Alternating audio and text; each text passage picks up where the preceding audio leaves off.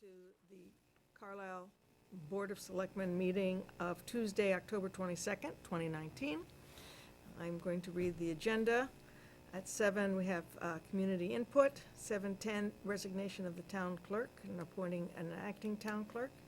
7:30, poll location hearing. 7:45, grant of location for Bellow Hills Road for National Grid. 8:15, capital project updates. 9 p.m. Town Administrator Report. 9:30, the Town Government Organization Policy and Bylaw Review, which we have every week, every meeting now. 9:45, Appointments and Resignations. 9:50, Town Administrators Report. At 10, the Liaison Reports at 10:10 minutes, and at 10:15, everybody willing? Adjournment. Okay. I wanted to stay here all night. Okay. I guess we're not going to Enjoying leave the that. musty aroma. So it is being 7 o'clock, community input. I just wanted to say at community input, since it's, we're not prepared usually to discuss, we take the information. If it's about an agenda item that we're going to be talking about later, we will take that information and fold that into our discussions. But now is the time to give us the information that you'd like to give us for any agenda items as well as any other items. Thank you. Carrie. Let me go first. It's good to see everybody. Hey, Carrie. Welcome. Hi. There is somebody traveling tonight? You got all dressed up for us. Yeah, no, I bet you, no. Spaghetti dinner. Spaghetti supper. I didn't see him over there. I was over Well, there. he's got a kid in there, so I know he's Yeah. there. The line was a mile long. Yeah. Uh-huh. So that means there's an empty chair for you. Well, I'm here for community input. I sent a letter to you a week or so ago. If you've had a chance to read it, then I apologize for the redundancy, because what I'd like to do this evening is just read that into the minutes, if I may, so that it doesn't get lost in the shuffle somewhere. I'd like to read that letter. It was dated October 14th. Oh, I'm Terry Kissinger, 207 Elizabeth Ridge Road. Thank you. October 14th, 2019, to Barney Arnold, Luke Oscalillo, Nathan Brown, Alan Lewis, Kate Reed, with carbons to David Friedman, Tim Goddard, and Nancy Price. It's regarding the vote at town meeting to approve a town-owned communication tower at 1110 Westford Street. Ladies and gentlemen, now that town meeting has authorized an alternative solution to utilizing the Sorley Tower to complete the public safety communication system, I believe it would be appropriate to approach the owner of the Sorley Tower and whomever else would need to be in the mix for such a conversation, and suggest that the town may be receptive to a new rental agreement for the Sorley Tower. This agreement could include, for example, an annual rental fee of $3,000, an annual 2% accelerator, the assurance that so long as the town is meeting its payments, that the only way the agreement may be canceled is by mutual agreement. These cancellation terms may be difficult if it's more than one party involved with the tower. However, this would constitute a significant windfall for the tower company, and it's unlikely that they would wish to cancel without cause. The vote at town meeting has given the town the leverage that it did not have before to negotiate a reasonable agreement. We should use this leverage to avoid the additional debt and risks required to build a second tower on Westford Street, and avoid adding an additional burden to the Westford Street neighborhood. It would do so at minimum cost and risk to the town, and would completely satisfy the goals of the original communication plan that was approved at the previous town meeting a couple years ago. I respectfully request that you take this action for the benefit of the town. If this negotiation fails, you need not report on it any further. You may proceed as directed at town meeting. But if it's successful, you may rightfully take credit for finding a creative way of completing the communication plan to the high standards for coverage that have already been established, for supporting our first responders, minimizing the impact on neighboring residents, and do so at a significant savings to the taxpayer. The additional capital costs to improve the Sorley Tower have already been approved, and the annual operating expense of $3,000 against a total town budget of over $30 million would be de minimis. Thank you for your consideration, and I hope to hear from you regarding this suggestion, very truly yours. Now, I have some good news and some bad news. First, the bad news. The offer to buy the property that was for sale on Westford Street, contingent upon the outcome of the town meeting vote, has unfortunately been withdrawn. The potential buyers have decided to look elsewhere. There's no question that a second tower will have a direct and negative impact on home values in that neighborhood. The good news is that I spoke with Larry Sorley, who owns the land upon which the originally planned for town tower resides, although Larry wouldn't be in control of any of the negotiations associated with negotiating a new lease rental for the tower, for his tower. He said he's in complete agreement that we should attempt to negotiate a new rental agreement rather than building a second tower across the street. He's fully supportive of negotiating a new rental agreement. Larry is in the north of France as we speak, so he can't be here to state his support in person.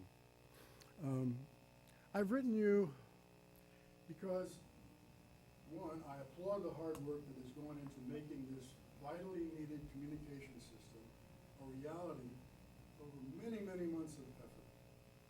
I also believe that the last thing you wanted to see happen with the communication system is the need to build a second tower on Westford Street. However, until the special town meeting 2 weeks ago, you were stuck with an optional second tower, which was, in the words of David Freeman, quotes, the only viable alternative, unquotes. But all that changed with the vote at town meeting. Since then, you have received the leverage you need to go back to your original plan, which was to use the Sorley Tower. You now have the leverage with which to negotiate a much less costly, less impactful alternative. And I know you're concerned that the agreement may be terminated at some point beyond your control, but why would a tower company want to walk away from a rental revenue stream? I mean that doesn't make any sense. But worst case, you still own the property on Westford Street. You could always build a tower there at some future date if it became, once again, the only viable solution, and if the technology still demanded such a solution. So thank you for all your effort on this very important project, and thank you genuinely for all that you do for the town. Thank you. John? So, Jonathan DeCock, 130 Oak Knoll Road. I'm here on behalf of the Energy Task Force, and mostly because Nathan lit a fire under me last week. So, thank you, Nathan. So, as you guys probably know, the Energy Task Force and the school committee are working on installing an electric vehicle charging station in the school parking lot. Green Communities covers the cost of the install, and Eversource EV Make Ready covers all the infrastructure, all for free to the town. We've nearly got all the details worked out. There's just a couple of open questions we're waiting for responses from on Green Communities and Eversource. All right. This impacts the Board of Selectmen in two ways. First, the town will need to sign a contract with Eversource. I'll plan to get you that in the near future and also get it to town council. Second, unlike pretty much every other project that the Energy Task Force has brought to you, all of which either save money or make money for the town, this one could go either way. It could generate a small amount of revenue or cost the town a small amount, in the range of making up to $250 a month or costing the town up to $55 a month. And it all depends on how often people actually use the charging station and the fluctuating cost of energy. We believe we can optimize it to approximately break even over the long term. Given that, we plan to ask the Board of Selectmen to put a warrant article on next town meeting to create a revolving fund, so that as revenue comes in, we have a place to put it, and as costs are billed, we have an account to pay them from. So time is of the essence on this, so since you can't discuss this now, I'd like to ask for a slot on your next meeting so I can present this to you formally. I'll send you as much information on this as I can in the next few days, and we'll update you just before your next meeting on the resolution to the open questions. The Board of Selectmen and the school committee next meet on November 12 and 13 respectively, and I hope to have enough information at that time so both of you can make a final decision. Okay? Great. And I will give Thank this you. to Jim. Thank you. That's perfect. I would like to bring up this in more detail during my liaison report. Okay. I hope I didn't steal your thunder, Nick. Nope, No, that's, much better coming from you. yep. All right, any further community input this evening? Sir?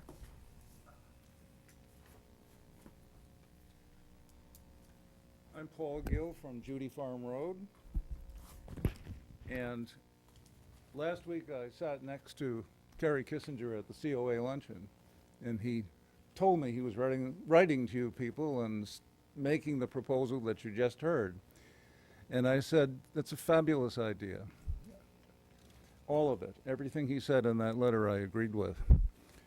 19 years ago, I was on the committee that prepared the existing cell tower bylaw for Carlisle, the comprehensive cell tower bylaw. And there were two ideas that we had in mind then. And the first is to be sure that when cell towers come to Carlisle, the rural character of the town is not affected. The second idea we had was try to keep the tower set back sufficiently from abutters so that it doesn't affect their property values.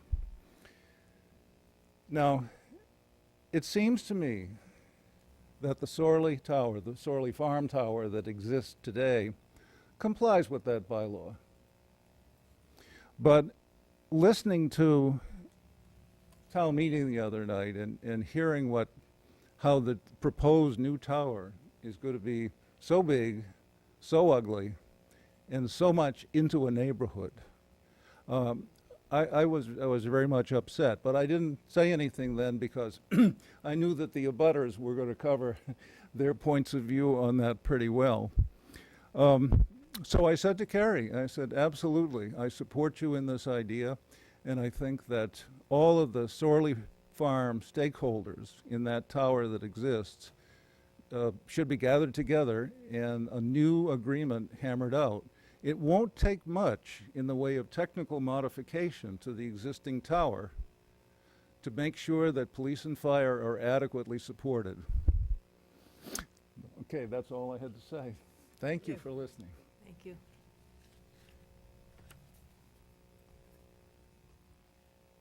Anybody else? I want to thank you all. So, Kate, may I ask a question? Yes. So the letter isn't on our agenda. Can I ask that it's on the agenda for our next meeting? Absolutely. Okay. Yeah, well, Thank you. That way we can. yes. go through. Maybe we can make sure that nothing's signed anywhere before we have the discussion. Good idea.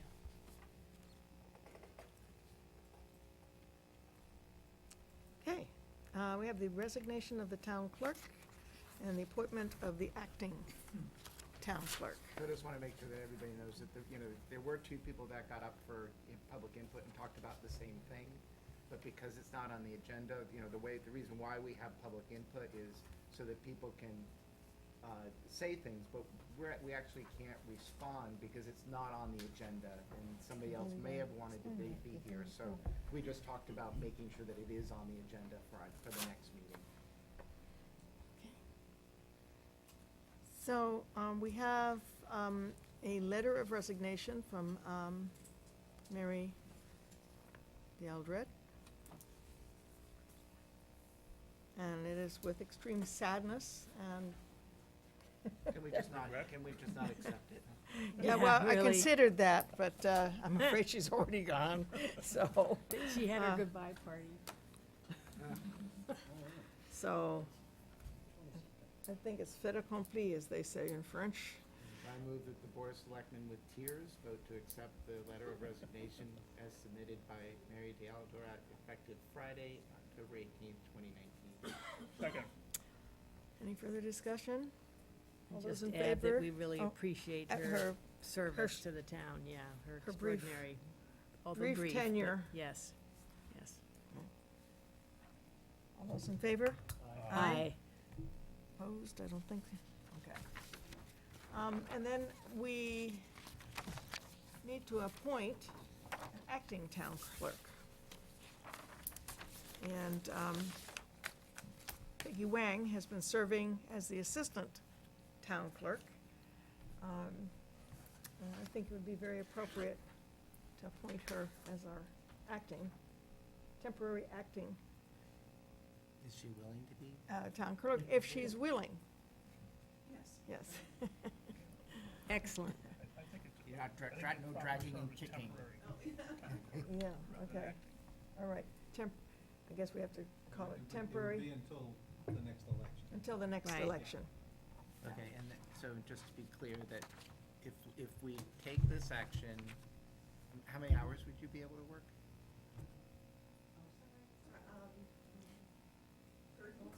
30? Okay.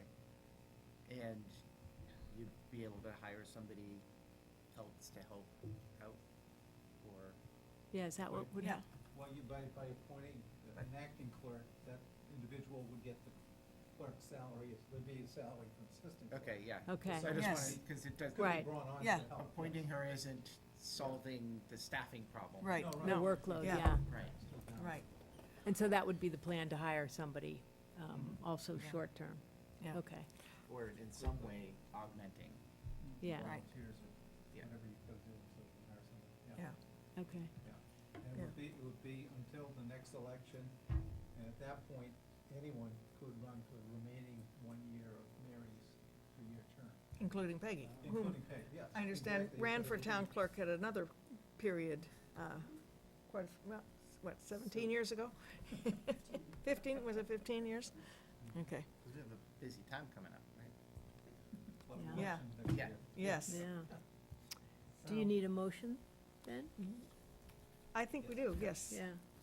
So I move that the Board of Selectmen appoint Peggy Wang as the temporary clerk to serve in that capacity until the town election next year.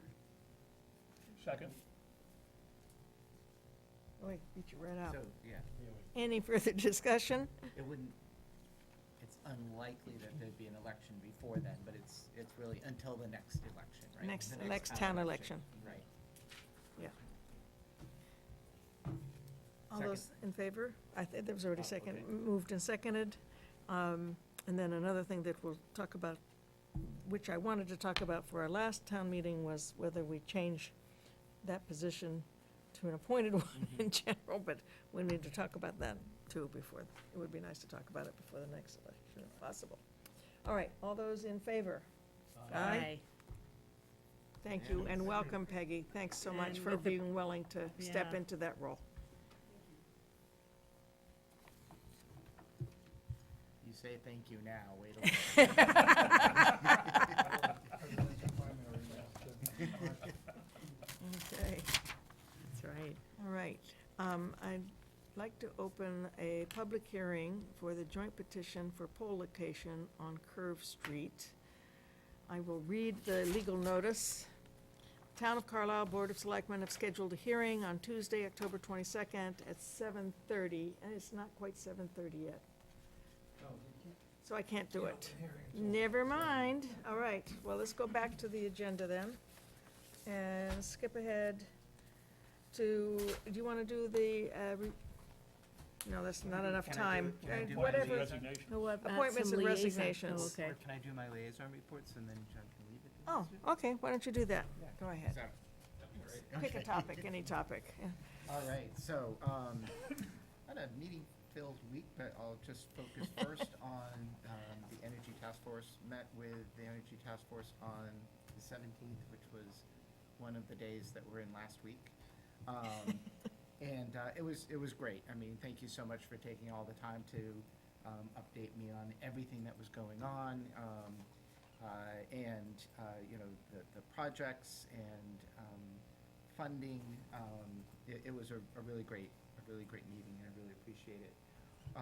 There were a bunch of things that we talked about as kind of next steps, but it all kind of came down to there's so much that they can do, there's so much that they need to be doing now that we're struggling to do, but there aren't people to do it, other than the volunteers, and the committee itself is short 2 people right now. One 3 person? people right now. 3 people. So they're struggling a little bit with that. And so what we talked about was, how we might be able to fund the Energy Task Force a little bit so that they could potentially get some hours or get some consulting and, come up with the town's portion of a grant. And so one of the things that I just wanted to throw out for us to talk about in the next meeting, not really to discuss today, but is the idea of this revolving fund that was just brought up. But to augment that fund, or to build that fund first with the money that we get from the solar canopies, and so have that go into this fund, but also somehow come up with a formula where if they are doing a project, I'm just gonna throw out numbers that are easy for my head. Let's say they do a project that they say is going to save $20,000 a year.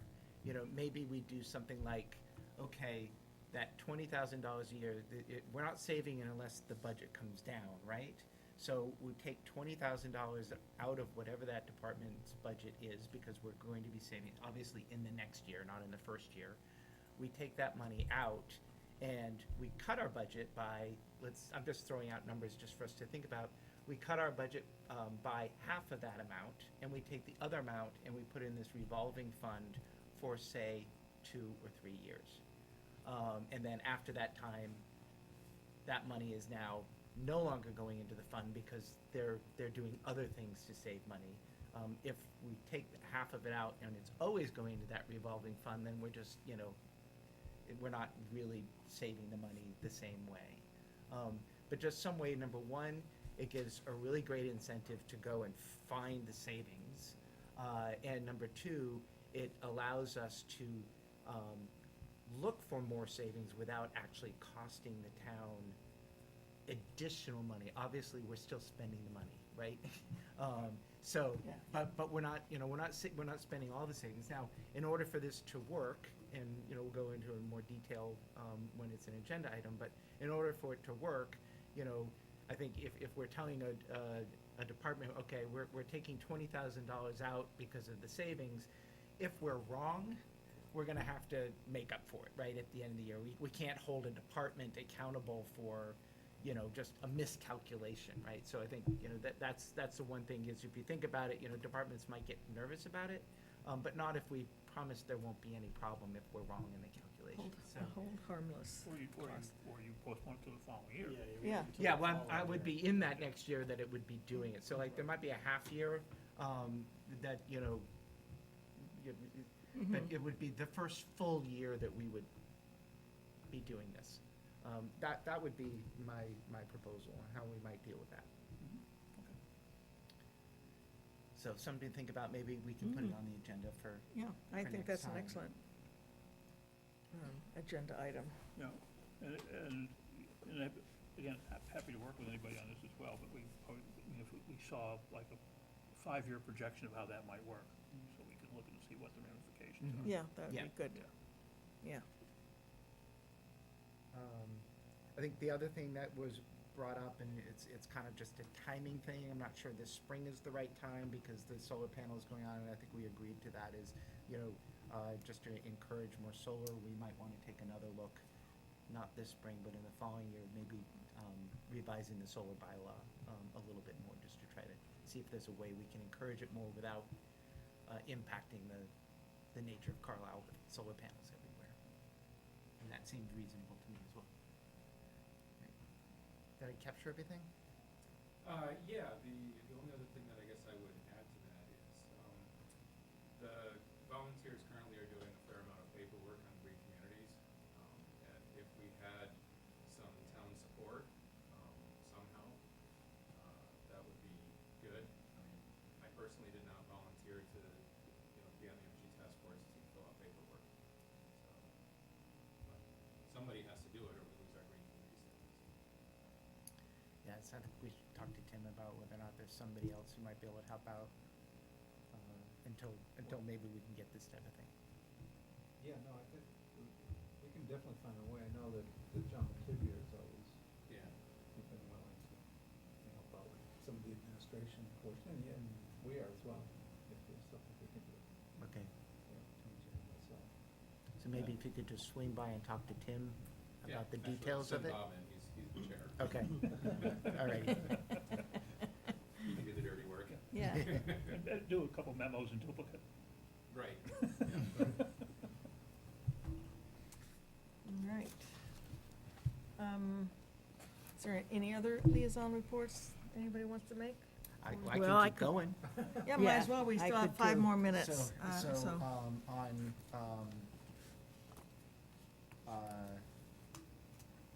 think Monday last week, I met with Annette Lee, John Lee, Margie, and Jeff Freeman, Margie Finlay and Jeff Freeman, about the Timbernook location. And they brought me for a walk back where it was. It is, what is there is exactly what they said was gonna be there. There's no problem with it itself. The way things are hung is all very temporary. The problem is that they're in a very sensitive area of the Conant land. And there's a historical significance of where they are. And it's disturbing that a little bit. And so I reached out to Sherry Sherry. from Timbernook and explained the situation to her. I walked through with John and Annette and Margie to look at 3 or 4 alternative locations. And I mentioned those to Sherry. She was upset that they had picked the location that they had, Right. sorry, I should say that she had picked that location, very willing to move. And so John was going to meet with her and show her alternative locations, and actually, I think they were gonna just also help them move, just to get them out of that sensitive area. And I'll let you do the recycling committee one. Okay. So Tim got some of the working group together, following up on last discussion we had at the board about taking another look at that scope of work for The state. Julia Green from the state to assist us in looking at our transfer station. And so we went through that in quite a bit of detail, and then Tim communicated with Julia about it. And do you want to mention the follow-up then from your conversations with her? Right, and she responded that some communities have done what they call kind of a program analysis review during the grant, where it's not sort of focused on one alternative, Paisys Row or something else, that it's more of a kind of a comprehensive look at the solid waste operation in town and different strategies for affecting, different elements of that. And it sounds like maybe we're kind of at that level, rather than ready to focus on a specific option.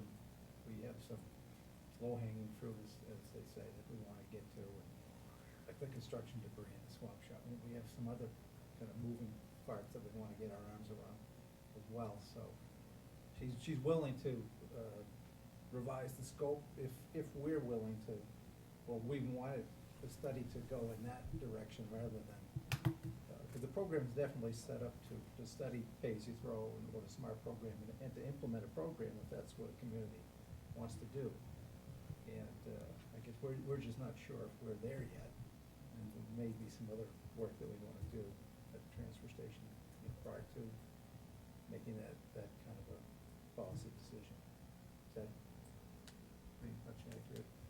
Yeah, and did she indicate that she would be willing to work on the broader sort of analysis? She did.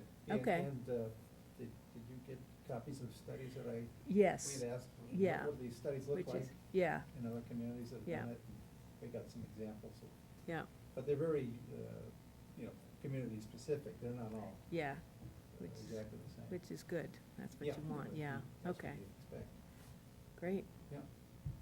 So I'm Um, gonna, touch base with her again and say, we'd like to see what that would look like, that kind of scope. I think she's absolutely right, that's what we wanna do, is Yes. the bigger picture look first. Just as a comment, I worked ahead at the Charles a couple of days this weekend, and they had a total sustainability thing run by Black Earth, Mm, with, there are 11,000 competitors, 250,000 spectators. Everything there was recyclable or compostable. Every station had volunteers at it to be sure people knew what went in what bucket. And it was fantastic, it was Huh. absolutely amazing. huh. And you think the city of Cambridge paid for Black Earth to Black set Earth- that up for Black them? Earth did it, At their expense, you think? yeah. Well, the volunteers were volunteers. Yeah, Yeah. yeah, that's impressive. That's great. And then, can I give you, Yeah, you probably all have uh, heard this about Benfield, but just for the Affordable Housing Trust, the good news is that, well, two pieces of good news, I would say. One is that at the last Board of Health meeting, clearly progress has been made on dealing with the septic and water issues there. And so Ken Giffey's engineer had been out, they had equipment out there, and they've actually looked at the leach, they dug up the leaching field, they figured out what they think is going on there, and they've redone the sandy fill, and they've got a plan for monitoring it to see, in fact, if that does resolve the effluent that was showing up on the surface. And then they're doing some other things that are taking a little longer to complete around the septic and the water, including getting more monitoring done and more testing done, and then monitoring more frequently. So it had a very different feel. I know Alan was there, just a much more positive response from Giffey for NOAA. And then the other thing that he did explain just toward the end of the meeting, and then talked with us after the meeting to confirm it, is that Peabody Management is no longer managing the property as of the end of this month, and that they have hired, and so NOAA has someone now on their staff who is their property manager. And so he will be the person who's responsible for whoever they hire to do the maintenance at Benfield. And I heard from Maureen Cosgrove Deary, who's one of the residents there, that they actually had some sort of an event yesterday to welcome, his name is Mal, what was his last name? Nelson? Nelson, yeah, is the new property manager, and he was on site yesterday to do some sort of a, kind of a meet and greet. And when we talked to Giffey afterwards, Mr. Giffey, he seemed positively relieved, that he was sort of in a better position than he had been. So that's all to the good. And even more importantly, I think, actually, is that the residents are feeling much more positive and hopeful that it's going to be a better atmosphere for them, as residents there. So that's all good. Long time coming. Yes, a long time. So that's good. Thank you. All right, now that it is 7:30, I can read this notice of a public hearing. Town of Carlisle Board of Selectmen have scheduled a hearing on Tuesday, October 22nd, 2019, at 7:30 PM at the Town Hall, Clark Room, located at 66 Westford Street, Carlisle, Mass., on the joint petition of Verizon New England Incorporated and Eversource Energy and Star Electrical. Request to locate poles, wires, cables, and fixtures, including the necessary anchors, guys, and other such sustaining and protecting fixtures to be owned and used in common by the petitioners, along and across the following public way: Curve Street. Place one jointly owned pole numbered T.37S/E.37S on the westerly side of Curve Street at, I guess that's supposed to be a point, approximately 460 feet southerly from the center line of Fisk Street. Okay, so the hearing is open. Is there anybody here from Verizon or Eversource or Curve Street or anybody else for this? No.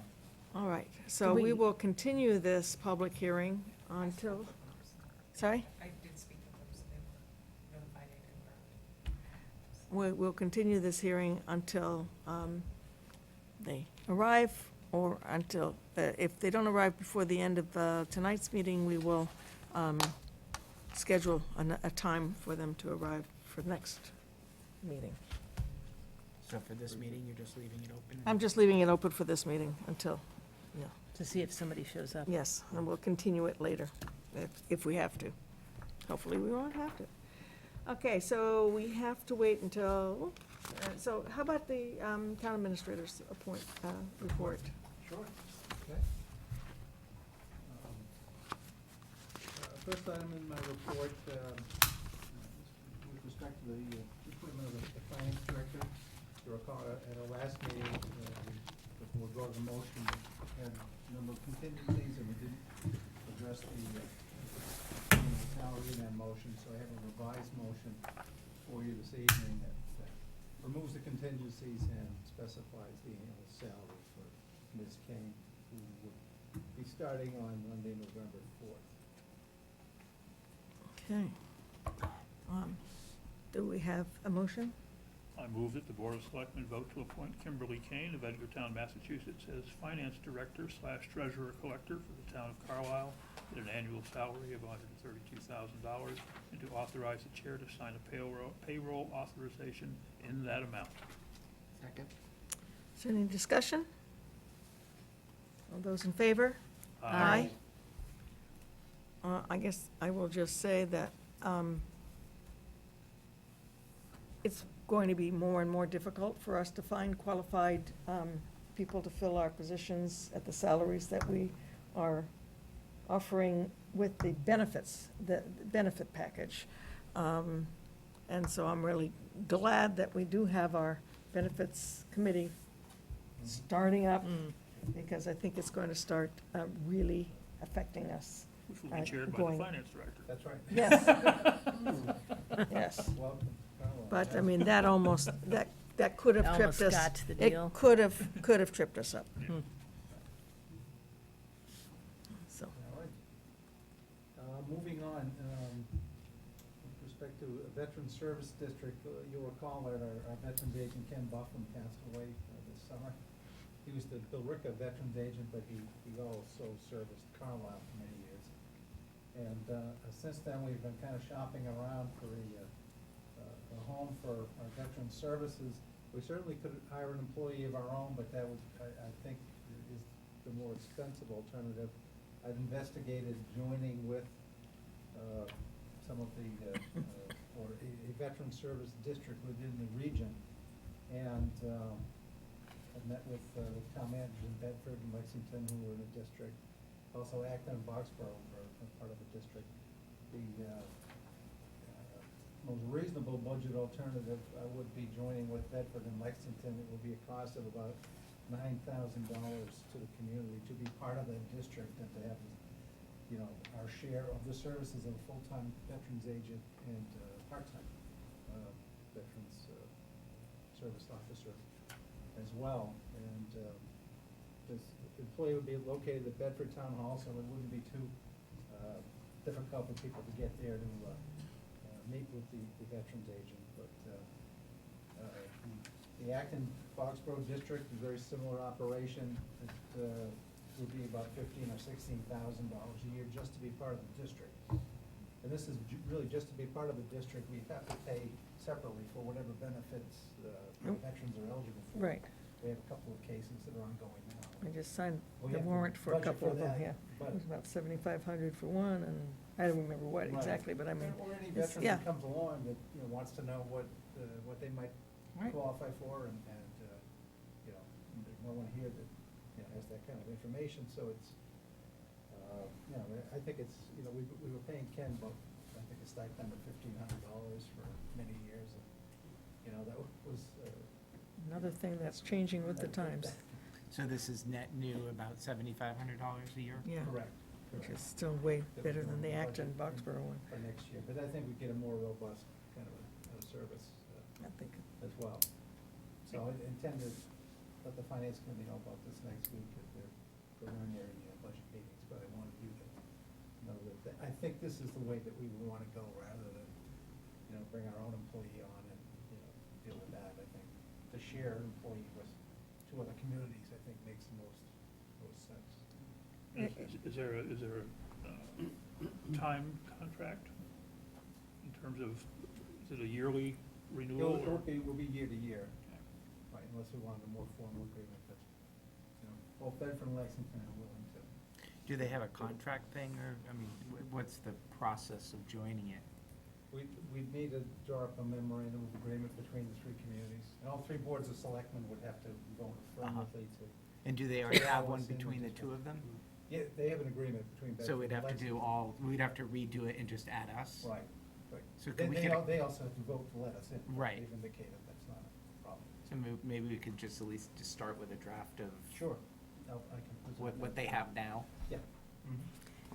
And do we, is there some description of what the services are that that our veterans would have access to? Yes, I can provide Yeah. it to you, so that, and we want to let the community know. Right, that's what I was just Yeah. gonna say. I recall, when I was teaching and we wanted to have some veterans come in, just happened that a couple of them said, there was nobody really helping them in Carlisle, and I didn't really know what the situation was, but it would be good to really know exactly what is being offered, and then, to get that information out, yeah. Well, that would be an article for the mosquito once we got it all set up. Yeah, Exactly. Okay, All great. right, Item number 3, with respect to the debt exclusion for the telecommunications tower that was voted at the town meeting, the Division of Local Services denied our request to include the $225,000 appropriation within the original $2.9 million in terms of it being an override or a debt exclusion. So the town would have to put a referendum question on a future ballot to exclude that portion of the debt, so that it would all be, you'll recall, we petitioned to do that without seeking a vote from the town. And they, And of course, without a financial director, we can't, do we have room? I'm assuming we do have room in our debt levy limit oh, for that, I so. think we do, I think But- the notion was part of an excluded project, so that it should have been. Yes, yeah, we but I felt mean, it so should part have of been it, Part of the whole, but. and then we'll see, maybe Or we not. have a newly negotiated thing and it wouldn't be necessary, but. Yeah, So so I- what does this really mean, Tim? It means that, when the finance committee assembles the budget with the finance director, there's a certain amount of debt that is within the levy limit, or is part of the operating budget, and then excluded debt can be raised outside of the budget, outside of the limit that's imposed by Proposition 2.5. The Mhm. town can only raise taxes by, 2.5% plus new growth per year, except for projects that you voted to deliberately exclude from that amount. So you could exclude, there's no limit to the debt you could exclude Mhm. outside of the budget, so to speak. So we had done that with the original project, which was $2.9 million, and we're adding $225,000 to that, so the argument was that as part of the whole, it ought to be excluded just as the $2.9 million was. But And- this money, having it in the budget doesn't throw us over the 2.5%?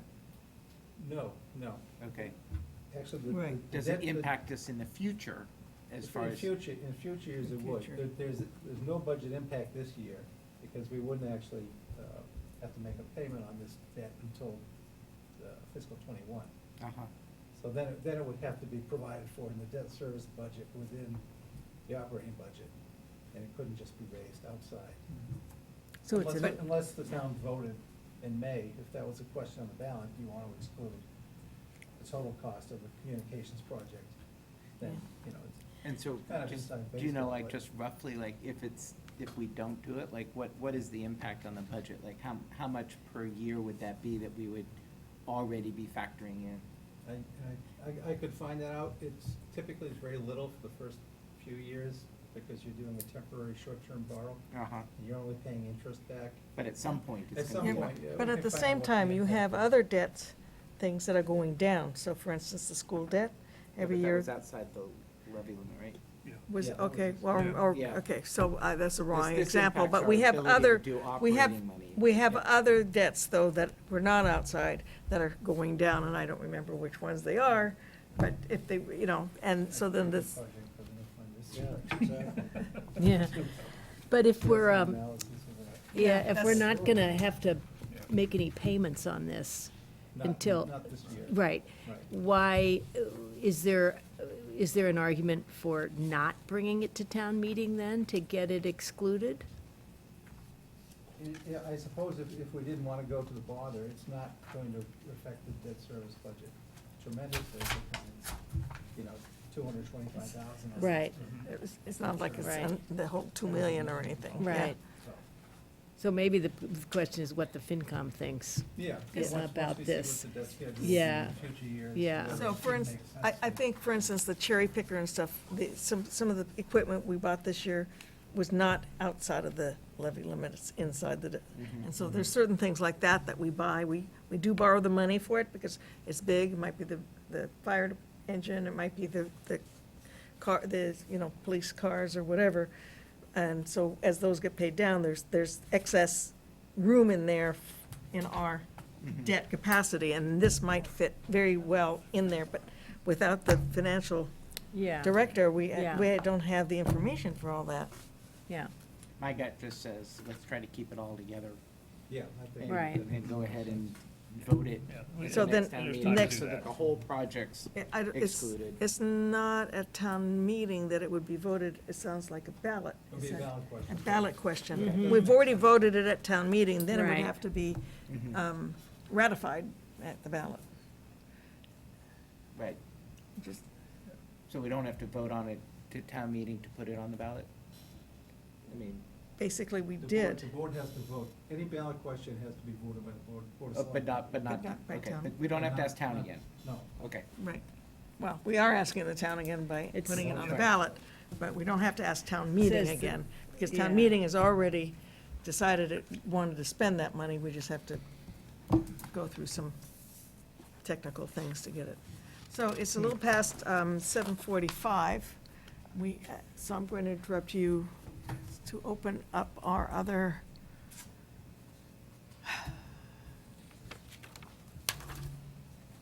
this is number 4. Yes, I will read the legal notice for this public hearing. The Town of Carlisle Board of Selectmen have scheduled a hearing on Tuesday, October 22nd, 2019, at 7:45 at the Town Hall, Clark Room, located at 66 Westford Street, Carlisle, Mass., on the petition of National Grid to install and maintain approximately 920 feet, more or less, of 2-inch gas main in Bellows Hill Road, Carlisle, from the existing 2-inch gas main near house number 125A, southerly, to provide service to house number 211 Bellows Hill Road. All right, so that's now open. Is there anybody here for this public hearing? I beg your pardon? You're from National Grid. Great. Come forward, please. I was hoping you were going to say that I'm here for the hearing. My name is Margaret Gargan, and I'm a representative from National Grid. So you basically said everything, so I'm probably going to Okay. repeat everything you said. So National Grid hereby respectfully requests your consent to install and maintain approximately 920 feet, more or less, of 2-inch gas main in Bellows Hill Road, I hope I'm saying that right, Carlisle, from the existing 2-inch gas main near house number 125A, Southerly, to provide a gas service to house number 211, Bellows Hill Road.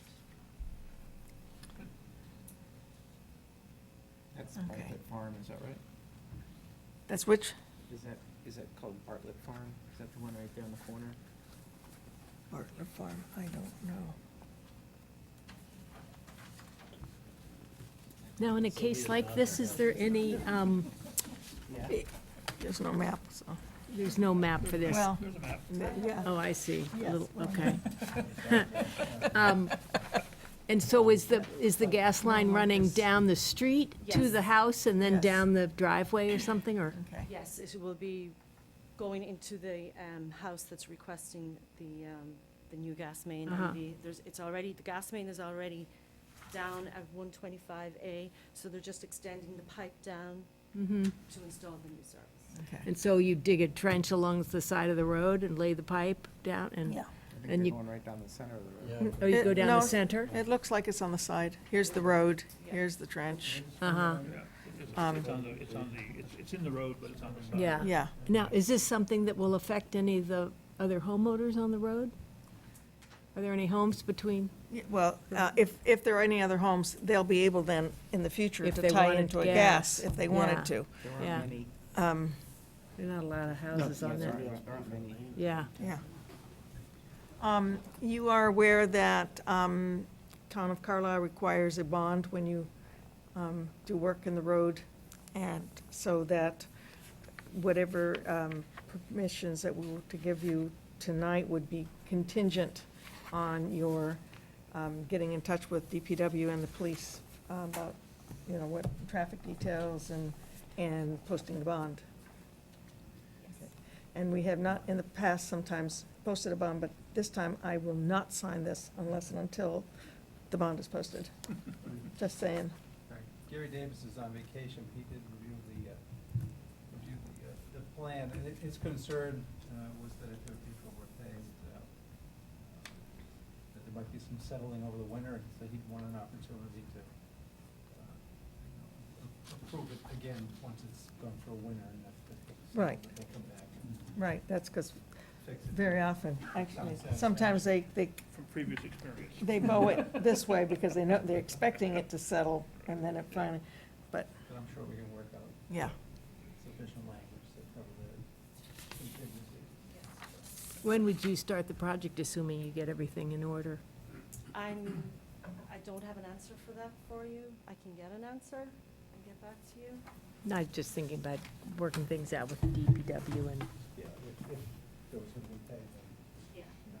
this fall, Yeah. for instance, you could, Okay. well, you can contact the DPW, Yep. next week, Gary Davis, Superintendent, Oh, sorry, what's the name? Gary Davis. Kate, if I may?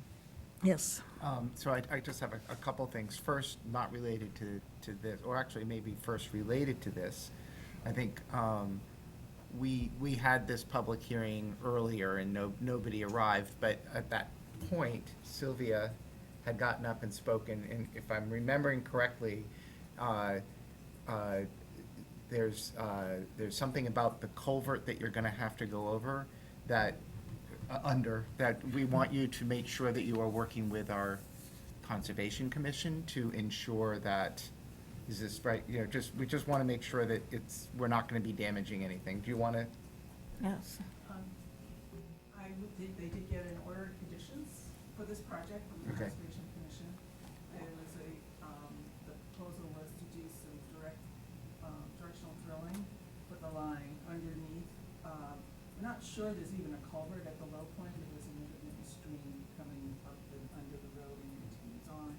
So it's an ancient road and, didn't want the flow to be disrupted or blocked in any way.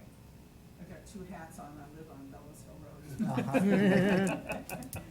And also, you should know, it's a fairly new surface on that road, maybe 3 or 4 years. Oh, for here, that's a very new surface. Yeah, and there's already been one cut across, and this one's gonna be going like several hundred feet all the way down, so there's gonna be 2 directional drilling underneath, sort of wet areas under the road. And a fairly new surface, it feels very nice there, Yeah, but should be careful. that's why this is happening. Had we had an old surface, it never would have happened. Yeah. But everybody always waits for the new surface to Right, cut well, into that- it. That happened last year or the year before, it was a brand new surface and right across it. Right, and well, that brings me back to my next thing. So the first one is, I just knew that there was a conscom thing, wanted to make sure that we Okay. didn't forget, because that was a very long time ago. It was.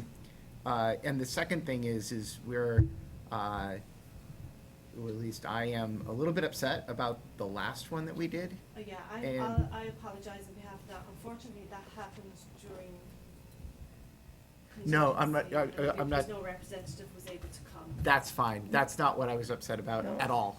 The last job Yeah, before that some- on a sometimes, different road. sometimes things like that happen, we totally understand. What I was referring to is, on Concord Road, there was, service was replaced, very shortly after we had resurfaced the road. And it's probably was 3/4 of a mile? Yeah. About 3/4 of a mile of road. It was pristine. The company came in, replaced the piping, I think with larger piping. And we requested that they resurface it edge to edge, which you did. But a very, very bad job. And so the road is very bumpy now. Promised to come back in the spring to take another look at it, and we never heard back. So we really kind of need some follow-up to that, or things like this, or, you know, we actually talked about just saying no to this until that was fixed. That was But Concord Road. it's Concord Road. You know, we had just Because that was resurfaced one of it. the If you ones that drive hadn't it been now, bonded. it's miserable. You know, it's just very, very bumpy. And yet it's our newest section of the road. It was, you know, it was done properly, quote unquote, in that, you know, it was, I don't know what you call it, but skimmed, they brought the machine in, took it off. It's just, the repaving is just very, very wavy. So I'd like to get some kind of a follow-up on that. We were supposed to hear back, not this spring of this year, it was the spring of the year before. It was 2 years ago. That was Right. my first year. And we've just heard nothing. Okay. And so my assumption was it was because everything that was going on. Gonna give that credit, but we really need to hear how we're gonna fix that I will section of road. definitely pass that Okay. on for you, And yes. my assumption was because that project hadn't been bonded.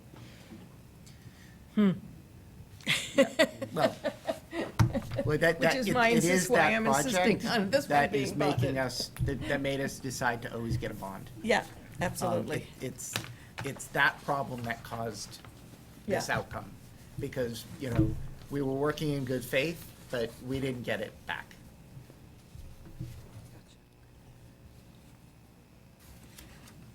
So, Jonathan, Just wondering if this is a public hearing, may I speak? it is a public hearing, and you may speak. Okay, I didn't wanna. No, you no, guys this to is- remember saying something. So, I hate to be the naysayer on these things, but let me just, point out two things that you guys might wanna consider. One is, we have a lot of gas leaks in town. We don't seem to be able to ever get any leverage on getting those fixed. This seems like an opportunity for you guys to use leverage to go, you know, Yes. at least fix the worst ones. Actually, as I recall, we talked about that at the time of Concord Road as well. Actually, this talked is the about first that time it for came And, up. and this one, the You know, first time it came up, yeah. I just know that there's a particularly bad one over on Curve Street somewhere. I don't Oh, know if it's there's ever one been at- dealt with. One in front of my house on, Yeah. So these Carlson exist. Road. We never seem to have any leverage to get them fixed. Here you seem to have an opportunity. The second thing is, extending gas lines always gives me a little bit of heebie-jeebies, right? And there's a few reasons for that. One is gas is cheap right now because we're fracking out in places like Pennsylvania, right? We're not really sure that that's a great environmental thing to do. But the other thing is to get the gas to us, it has to go through Western Mass. The people in Western Mass get really upset every time somebody wants to put a new pipeline through, because the pipelines end up going through the conservation areas, because that's where the land is the cheapest for them to move through. And by eminent domain, they can do that, right? So there's, outcries every time this wants to happen out in Western Mass. And I think you guys should think about what would happen if the people in Billerica wanted to have more gas, and National Grid said the way to do that is we're gonna cut through the middle of Carlisle, we'll go through Greeno, we'll go through the town forest, we'll go through the Conant land, and then we'll go through Toll, because that's what we can do it the cheapest. Would we really want that? So, a couple of things to think about.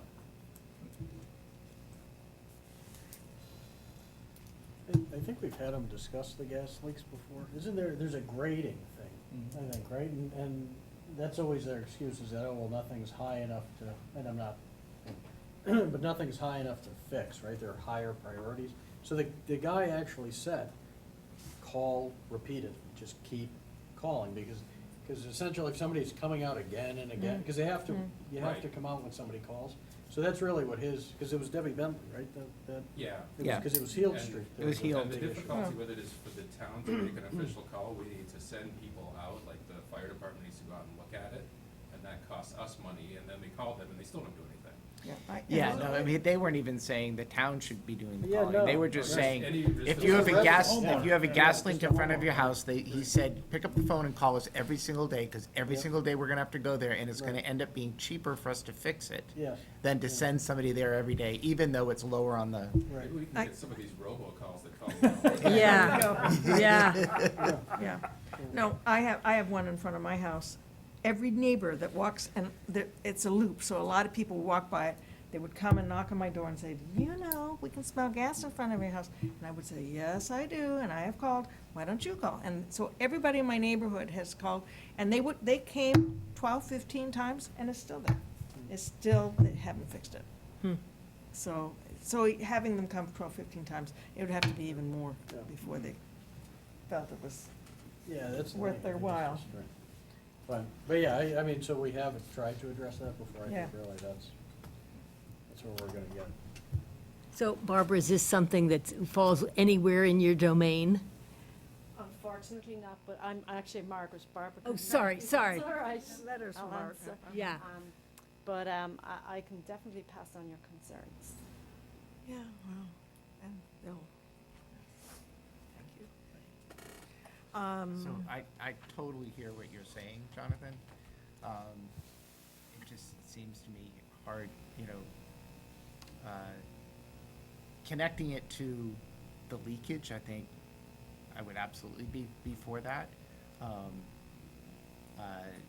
Denying a resident the ability to put in natural gas when everybody else has it,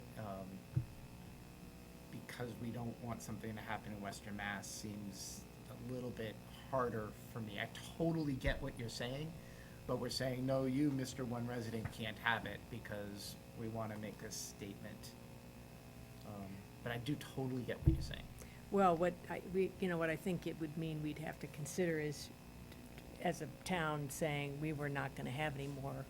You wouldn't necessarily single out an individual, right? Yeah. But you would go through a process to say, as a town, for these Have a discussion environmental how we're gonna do reasons, Well, this, yeah. we don't want to. When we talk about our policy, we may draft a green policy.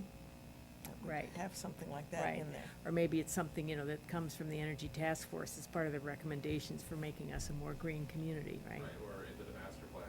Yes, as part of the master Yeah. plan. A Exactly. moratorium on extension of those utilities. So I Yeah. guess the better way for me to put it is, I agree with what you're saying, but I I think think it has we to all be do. part of a bigger thing, not just this one. It's not your decision of it, this particular item. Right. Yeah. Exactly. This Right. is- But what we can, wanted to raise it. no, no, Yeah, it's no, good. and it's absolutely legitimate, Yeah. legitimate point. Actually, they just shut off the gas in front of my house, Yes. because the house across the street went solar, so they turned off his gas. Oh, And that affected your house? No. No, you don't have, okay, But it was, took one house off the grid. yeah. okay. Hmm. So it does your, it's N-Star, right? National No. National National Grid, Grid. can never get them straight, Yeah, even when I'm paying the bills. yeah. National Grid, do you have a list of all the reported leaks in a town? Not you personally, but the company? It's on their website. Yes. It's on their yes. website. We've printed out a couple of times, It's actually posted all over Facebook now too, because it's been going around because of this hearing tonight. yeah. So, I mean, I agree with everything you say, but in the meantime, I need to protect I want to protect the integrity of the road to make sure, you know, and for me, that's our big, should be kind of a focus for us for tonight. That's actually the only thing we actually have control over is that road, that's why they're here. Exactly. Okay. I move we close the public hearing. Okay, Second? any Move further, to approve the requested gas main location on Bellows Hill Road, Carlisle, Mass, as described in the petition submitted by National Grid received October 2, 2019, and to authorize the chairman to execute the order for gas main location on behalf of the board, provided that before beginning this work, National Grid shall consult with Carlisle DPW and the Carlisle Police Department on traffic safety issues and the posting of a performance bond. Yes, we do. okay. So, let me take the first, yeah, it's okay, Yeah. just like,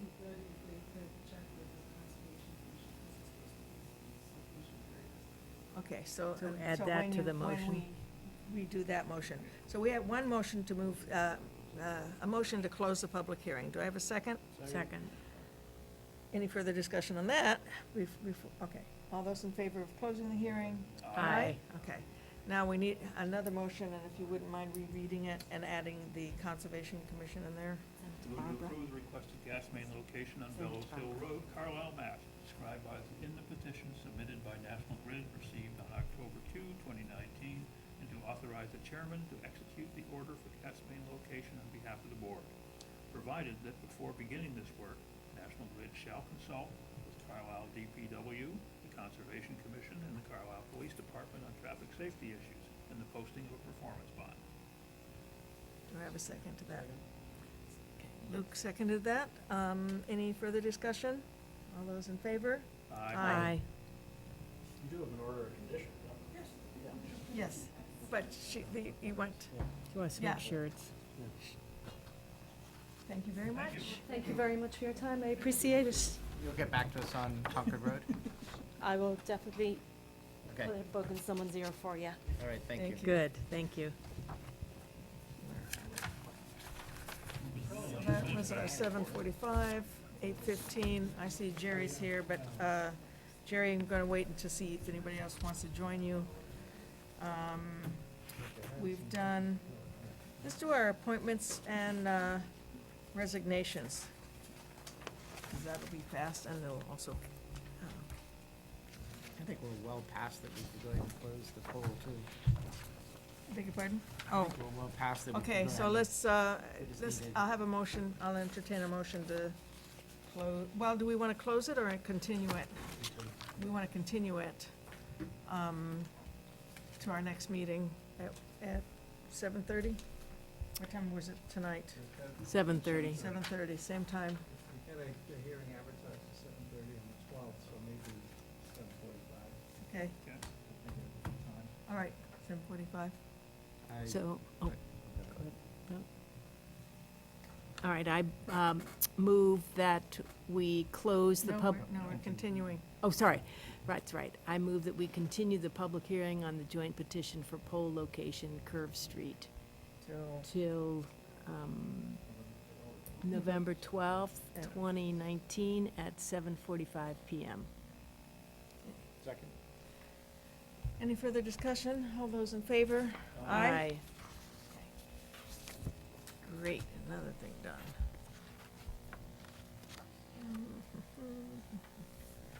Oh, Tim, were you done with your administrator's No. report? Well, let's finish that. Okay, just, Sorry. really done, and you see that's the packet, the letter from, our county, North Oh. Carolina, with, two sellers, certified fire chief. Yes. Good. So congratulations are in order. Should we send him a letter? Yes, definitely. Let's send him a congratulatory letter.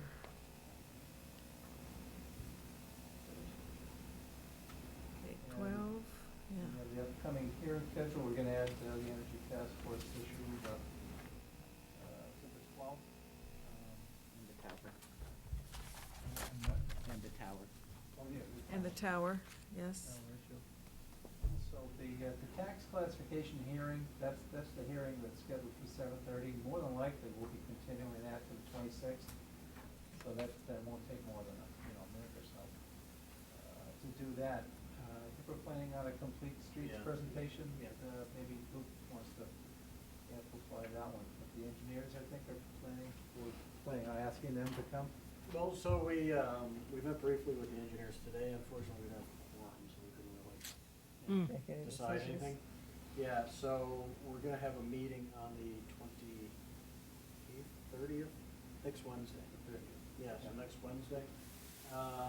And we're gonna discuss with the committee everything that the engineers went over today. We did have, one member of the public there. So it was a lot of clarification. We've gone to HISCOM the week before, and basically updated them to date. They had some questions that we had to take back to the engineers, and then, there were some other changes that, we wanted to implement. Plus, we wanted to get signage plans and all that stuff to really get a full picture. And I think we're at the point now where we've gotten public input. We're gonna get public input again, excuse me, but in order to keep this really rolling, we think it makes sense to bring it to the Board of Selectmen. The engineers may or may not be here. We think it's, we'll see how the turnout is at the meeting that we have on the 30th. And if we can't get things resolved without the engineers, then we'll have the engineers come. We'll let the public know. But I don't necessarily foresee that happening.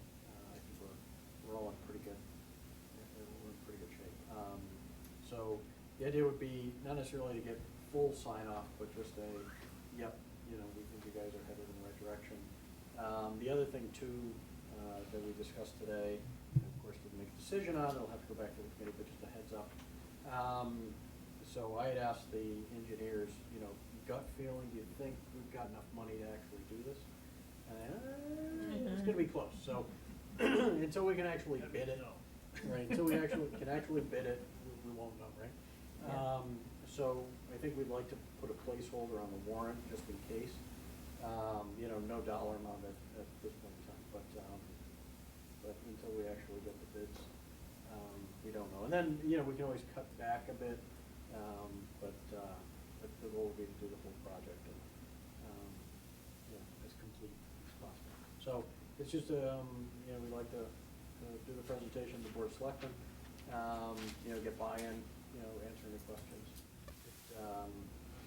It's a little different than what was in the Mosquito, not too much different than what I presented. Just a little more clarification as to what crosswalks are, where they are, a little more clarification on, what design they're gonna be, what kind of paint's gonna be used, what kind of signage there's gonna be, so just a more, there we go again, complete. Picture of what the Rotary is actually gonna look like. Can I ask you if you gave any consideration of changing the direction of flow in the library lot in order to address some of the? We didn't talk about that, we can ask. They feel that, with moving the crosswalk up, is gonna really resolve a lot of issues, you know, that left turn on Ferns isn't gonna be an issue anymore because it's not Right. gonna cross the crosswalk. Turning into the library isn't gonna go across that crosswalk anymore. But you know, this, so- this eliminates the the- kids going Yeah, that- across traffic that's coming fast into the, Yeah, so that was the only concern, and, you know, people weren't really sure. You know, we'll put a crosswalk across the entrance of the library. because this really wouldn't affect anything in the library. No, 'Cause no, right. it's changing not the- like right, the right. slots are even, you know, diagonal, Mhm. they're parallel, so it Right. really Right. would not affect that at all. They- No, I mean, yeah, you could easily do it. I don't know if there's necessarily any, yeah, because like Ruben's concern was that cars come in and out, right? So, you know, they go in and they pick up their kids and they leave. People aren't going and staying, so. Yeah, but they're you're coming gonna still- fast. His thing was still, they come around that corner and they're coming fast and they don't necessarily pay attention to the kids coming in. Or the kids don't pay attention to the cars turning in. This eliminates that conflict. But anyway. Yeah, doesn't no, matter. I know what you're saying. I don't know necessarily exactly how accurate that is. Yeah. Based on where people have gone out and actually observed, I think it, Luke, I just wondered about some of the discussion at the following town meeting, which, you know, I know was much smaller than you had hoped, the number of people there. So and you mentioned that you want to have another community meeting. You're thinking of that following the presentation to the Board of Selectmen, or that you would, the presentation at the Board of Selectmen would be something people would be Yeah, invited to that attend? would really be, so we're gonna have a meeting on the 30th, right, that's gonna be widely publicized, so We being, the Complete Streets Streets. Committee. okay, Yeah, so the goal is to get as many people at that as possible. okay, all right, And then we'll bring it to the Board of Selectmen if people After still have that. issues. Yeah. okay. Yeah, what the Okay. main issues really were is that we're not doing enough. You know, that was really the main concern, and then also, you know, the concern about what is HISCOM gonna do. So we went to HISCOM, you know, we laid out a lot, they were very receptive. We didn't bring the signage plan yet, I think that's gonna be a little more of a discussion. But, you know, I don't necessarily foresee a huge No issue. problem with Yeah. traffic lights. Yeah, traffic lights. Yeah, and the timetable on this, assuming we get everything resolved, and if you have to go back and ask for some money, that would happen at town meeting. Are you still thinking it's next summer? Yeah, so That it it'll would get, happen? it'll get done Yeah. in the summer, Yeah. right? Because that's when traffic is Yeah. dramatically down, yeah. Yeah. Well, I got a email from someone after the meeting, and I just thought I'd pass it on, because I actually thought it was a pretty good idea, is that in the short run, have we considered just putting up those basic rotary signs that you see as you go into Concord, into that rotary, you know, which is the, It looks like a. it's Yeah, got the. circle yeah, with the the- circle. Yeah, Yeah. because it seems that one of the big issues is that people coming, especially from outside of Carlisle, breeze don't through even know there it's as a if rotary. it's not, yeah. Right. And so, I don't know what it costs to do that, and whether, if it's gonna get done next summer, it doesn't make any sense to put those up beforehand, but it really is a dangerous situation Oh, it is, there, you yeah. know, from both my own experience and from the people that were testifying, you know, at the meeting, so Right. I'm just throwing it out there in the short run, if Yeah, it just some makes sort of sense to temporary- try to, yeah, yeah. Yeah, I mean, what's it, it's it would be the cost of, ideally, right, you'd have them Well, coming in theoretically. three different Three spots, directions, yeah, Yeah, no, I don't think it's overly expensive. We'd have to go to HISCOM for approval, but. yeah. Nice. And I We assume use those them. are the same signs that will be part of the signage package in all likelihood. At the moment, I Uh, don't think those are in there. What's being proposed is that the granite posts stay, you know, so they're the 3 granite posts that have the arrow that say rotary. Yes, Which I think are, I don't know if they're really useful or not, because people don't really look at it. But then there's the chevrons, so the yellow one with the black chevrons, yeah, and those would be in the circle. There aren't any of the. oh, taller, Yeah, I think reason being is because there are pedestrian signs and yield signs and all of that coming up. So you Mhm. throw one more sign into the mix. It may get lost in the, you know, we did actually discuss it today, is that an option, and they said yes. So they're gonna, you know, they'll put that into the next plan. Okay. And then, you know, a lot of it's gonna be, you know, we'll have the back and forth with HISCOM to see, you know, obviously the granite posts will all stay, right? You know, but then it's, right, we need either that rotary with the, Yeah. or those chevrons. And, you know, the The- chevrons the- are a the little. yield. Yeah, Yeah. yeah, so Yeah. it'll be, but it's, because coming up to the crosswalk, there's the, you know, pre-pedestrian warning, then at the crosswalk, and then the yield sign, and then, you know, we would put the rotary, so it'd be the rotary sign, then the Yeah. yield sign, you know, and I don't know, you know, I mean, they Yeah. had what sort of runway you need for all of these things in order to be able Yeah. to see them properly, or maybe you can put 2 on 1, and then minimum height is 7 feet, so I don't know. You know, Yeah. I mean, so, but there are definitely options, yeah, because we do have to let folks know that it's a rotary. Yeah, okay. Yeah. Just wanted that input on the Yeah. record. No, it's good, yeah. Okay. I don't know why they emailed you instead of me, but I don't. Jerry, you want to come and join us for our next agenda item, capital project updates, municipal facilities, community committee? I guess it's just you. And no worry about it having a quorum, I guess.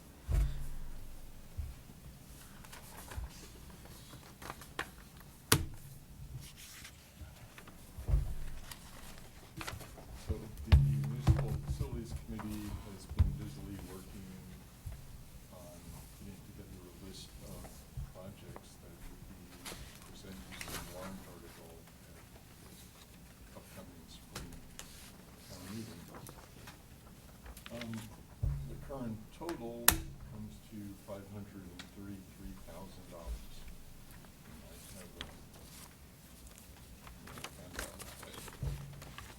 This thing. Thank you. Thank you.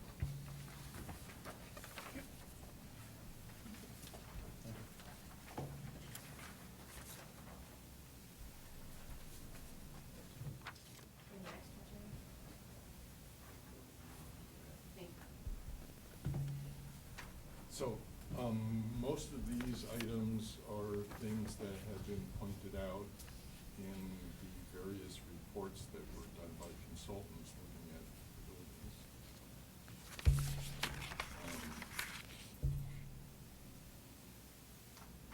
There are, pretty much all of this is catching up on deferred maintenance, things that we haven't done, and trying to keep ahead of failures by dealing with problems before they happen.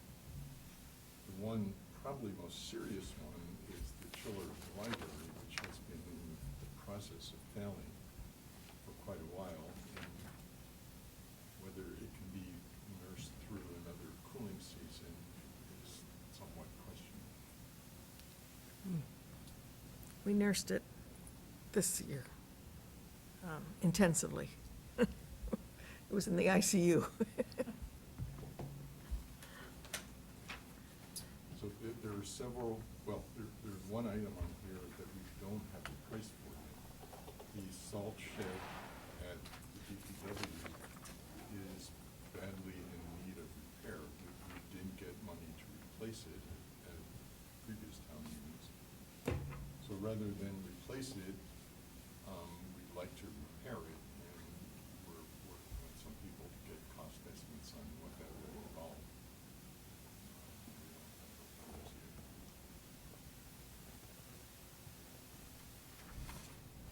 So.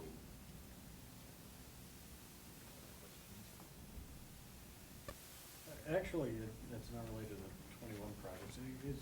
Would it be possible to get a list of the 20 projects? Yes, that- it would. That, you know, we actually, Well, we and- budgeted for certain things, and Yes. just, it'd be nice to see what was done. I knew that question Um, was going to be asked. Well, good. I don't have, well, I can give you a verbal list, and I can send you. Yeah, email's fine. So the FY '20 warrant article was for $254,000. Of that amount, nothing has been spent yet, Perfect. But, There's always a catch. well, there are several things in process. The removal of the underground storage tank for the generator, we have quotes for. Hopefully, that process will be started before the ground freezes and that tank will be out as soon as possible. The office trailer and the septic system at DPW are in process. We've done a survey of the site, we've done perk tests, we know where the septic system will go, and that work will be done in the springtime. The trailer, we're still working on. We recently got word from the building inspector that the current loft space there doesn't violate any building codes, although we strongly feel that it's not really a safe and reasonable place for people to hang out. The rules say that the one method of getting out of that space is satisfactory as far as safety concerns go. But my way of thinking, if somebody's up there and there's a fire and smoke going on downstairs, going down that spiral stairway to get out is kind of dicey. There are also issues with fumes coming up from the repair bay. And if we're not gonna put a trailer up, and we're still working that out, then at the very least, we should spend some money upgrading that space to make it safer, putting in vapor barriers. We're in the process of working on a ventilation system for the repair bay that would help get the fumes out. But there still should be a vapor barrier between the repair bay and the space where people are sleeping. And there needs to be another way of getting out of there, either enlarging the window that's there and putting in a stairway or a ladder or even a rope ladder. A safer place for people to be. So the trailer, we're working on getting quotes for trailers, but whether we're going to put a trailer in or not. If we can make that space safe and usable as it is, then we'll do that. If not, This is the only thing that I kind of have an issue with, and, and I've had this concern, is that, a list of things goes on, a list of things get sold at town meeting, and then that list changes. And, I agree that you do the right thing, and you do what makes sense, but, like, you sell a trailer to town meeting, and then all of a sudden it's not a trailer, I mean, It's well, in the defense of the, part of it is that long lead time that you have to have in order to put something on the warrant. And you do the best you can to get it on there, and then we were convinced, the Facilities Committee was convinced that the fact that the loft was up there triggered the need to sprinkler the whole building, and that we had to get rid of that loft for two reasons, that sprinklering reason, and the fact that it was just bad for the health of our employees. We've now been told, and that was on the strength of a report that we paid for. Then we decided, okay, well, let's check with the building inspector. Partly we did that because we wanted to kind of move the thing along and, Yeah. okay? And he said, well, I guess because it was built and whenever it was built and, no biggie, it's like, well, so that was like news to the committee because that was not what we had been told before. Yeah. So that's, And I'm not you trying to know, knock, no, I'm not trying to Yeah, knock it, it's and- just, but it's, it's like what we do with certain budgets, and we say, well, I mean, I don't wanna pick on the fire department, but that was always a bone of contention with the fire department, is they had all this money in salaries, right, or stipends, and then they'd spend it on something else, and it's, and granted, the fire Totally. department's a different beast, but it's, It's a you know, bit- yes. when you go to the town meeting and say, okay, we're gonna get a trailer, and all of a sudden it's not gonna be a trailer. well, in fact, it will be I mean, less I'm than not a saying it's trip. not gonna be. Yeah. I'm not trying to be Yeah. hard here, but. Well, but, I mean, in looking at the process, we see problems, or people come to us with problems, and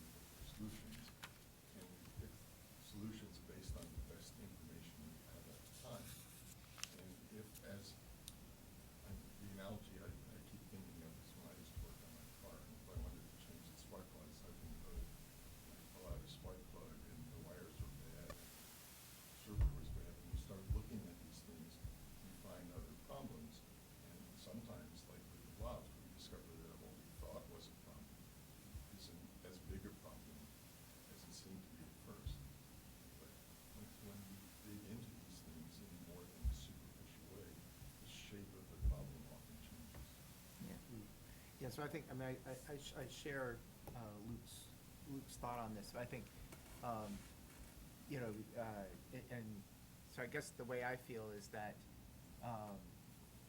if we go to town meeting for, and I'm not picking on the fire department, but it's an easy one. We go to the town meeting and we say, we need to put a trailer there so that we can be ADA compliant and so that we can have, you know, male and female showers. Right. And so if we decide not to do a trailer, we need to be spending that money on solving that problem. Right, exactly. Exactly. Right, we can't be spending that money on, Right, you know, a new thing. adding a new new fire truck. bay or a new Right. fire truck or something like that, because, you know. The way the FY 21 article is written, there isn't that flexibility. And it's not clear, and I have to research it with Priscilla, whether if we don't get a trailer to solve that particular problem, if we can use that money to solve the same problem in a different way. Yeah, Okay. that's exactly what So we're was that looking an for. individual warrant article? Because it was written as such as, so that That there was. was the year Not in- not before. for FY Oh. 20, it wasn't. Oh, really? Yeah. It was funded with debt. Got it, okay. So, yeah, I guess I share the same thing, and I was actually gonna say it on the complete streets with the amount going up. You know, I kinda think that we really need to think about, you know, it's the same thing with, you know, what's going on with the fire department, you know, and the cost of that. Yeah. I worry that, you know, we really need to think about how do we deal with it if we go to town meeting and we say, we need $1 million to do this project, and then it ends up that it's gonna cost $1.5 million.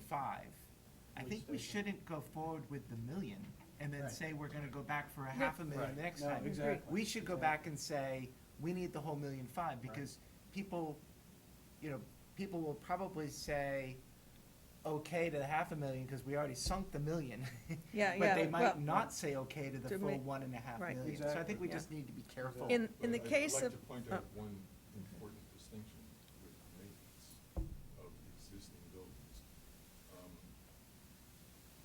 Very often, if we know about problems in advance, like we know, for instance, that the rooftop unit in this building is at the end of its lifetime, it's still working now, getting parts for it is kind of difficult.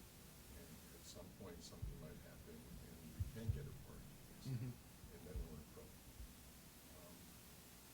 When emergencies like that come up, we don't really have any way of dealing with it. And flexibility in the FY 19 warrant article, and what I hope we'll have in the FY 21 warrant article, means that we have some money that we could divert from the DPW trailer, for instance, and use to repair the rooftop unit. And all of this, it's not working. Right, I think, yeah, I think that it's at some level, we need to be able to have these ongoing projects that we're talking about and have something that's for emergencies. Yeah. Um, Yeah. You know, because emergencies are, you know, we can't, it's not fair to a committee to constantly be starting and stopping a project because we need to go fix something else and we keep taking that money away. Like a Yeah. library, like Yeah. an elevator. At the Right. school, Yes. yeah. Right, Yeah. you know, granted that, you know, there are things that come up. I have to say, in the case of this trailer at the DPW, well, if we do not get the trailer and are able to use some of the funds to actually fix the building so that it's clean and usable and a little nicer than what it is, and healthier, it'll be less expensive than the trailer. So it's not like we're asking for more money. Yeah. Would be asking for it.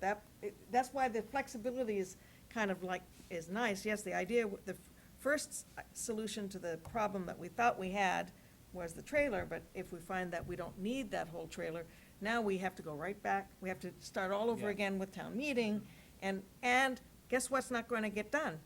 DPW will sleep in that crud for another year because we don't have the flexibility to just go ahead and do what needs to be done. So this is frustrating. Yeah, I think though we need to look at what the trailer brings as far as, you know, sure, it brings a place to, you know, but also brings a clean place for them to be, you know, sitting and they could have, they would have clean bathrooms in there, clean showers in there if they needed to, just, I mean, it would be a much nicer thing, and I assume also it would be, obviously, we still need to keep the DPW building warm, but maybe not as warm, maybe it's more efficient and would actually save us money. Yeah. But I don't know, I'm Well, not part of the committee, I'm just, Yeah. There are other dimensions. I mean, the trailer Yes. is not a permanent building.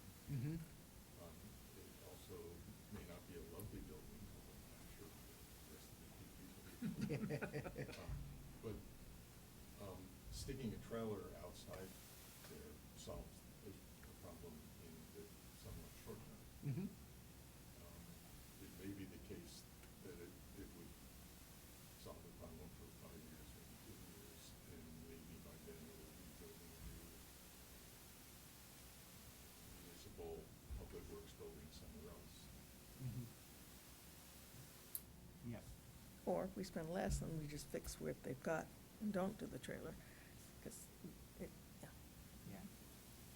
So this list that you provided us for 2021, Yes. it looks, it looks like, for obvious reasons, very, like it lines up pretty well with the 5-year plan.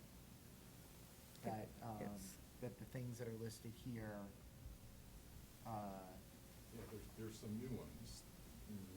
Yes. Like, because we just finished a study of the library. Uh-huh. And discovered some significant issues. and is that why it's gone from, see, we had anticipated 2021, and I don't know how up-to-date this particular one is, but we had anticipated that it would be about, 134. For the library? No, For the whole For the thing? for entire, everything. yeah, because the library wasn't in it at that point. Right. Right. And so if you take that one, what did you There's say? some big ticket items in the library. A Oh, so big if you took the ticket. library out, which is 213, it looks like. Yes. Yeah, the library was, um, So then you had 213, you're still gonna have 300 and something. Well, it's depending 300 upon and- whether you're looking at with contingency or without. Uh-huh, true. I was Yeah, I was looking at looking at- with I was contingency. looking at total. Total with contingency? Yeah. So Okay. that's significantly higher, even without counting the library. I'm just trying to find the one for this thing. Because the library wasn't included in the past? No, it wasn't, because it hadn't been, the needs had not been, Oh, yeah, that's surveyed. why I'm not finding it, it's not even on the list. it's not on the Yeah. list, that's right, that's what I was Yeah. trying to say. I'm That's not- why that, I'm not sure that that's true. DPW. repair of the salt shed certainly is. New roof is on this list for 148, but it was on for 2019. That was this year. Or, No, yeah, and we took that off the list Year because, before last, yeah.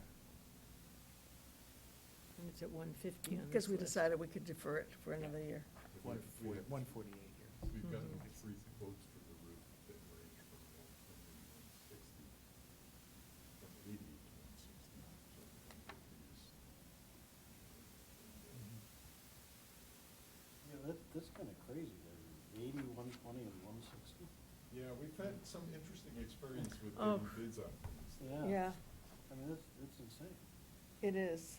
Do we know why? Yeah, are they specking out different materials, or? No. Putting up every other shingle. Yeah, well, that would give you half the cost. I think, I mean, I think, That's absurd. well, they go up there, they walk on it, and some people are not that interested in the job, and they just bid high. Yeah, no, I mean, I understand how this works, but those 3 aren't even close. Usually you get 2 that are at least. When we Yeah, get bids, are 120 and they 160. detailed bids? Or Yeah. or they just say, $150,000? Yeah, right. No, they usually This was- list What they're gonna do it Yeah. with, and the scope of the project, and all that Yeah. sort of thing, okay. That's what they're given to bid on. Yeah. So they all get in the same scope as well. Okay, so it should be clear why one is half the other. We have those 3 bids, we're in the process of evaluating.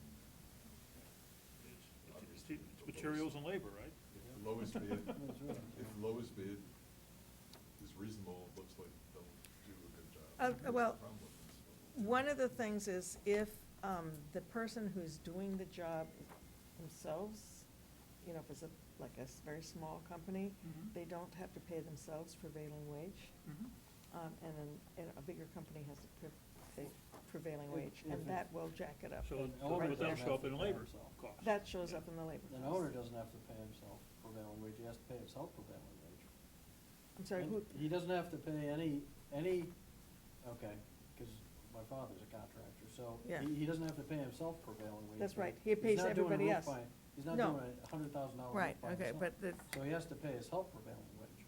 And that's another thing, you don't wanna get pinged for that because you got some hack up there not paying his No, help, no, because we- we are responsible.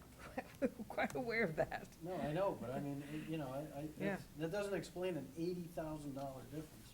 I don't remember what the reason was on this one, but It's maybe literally Jerry double. does.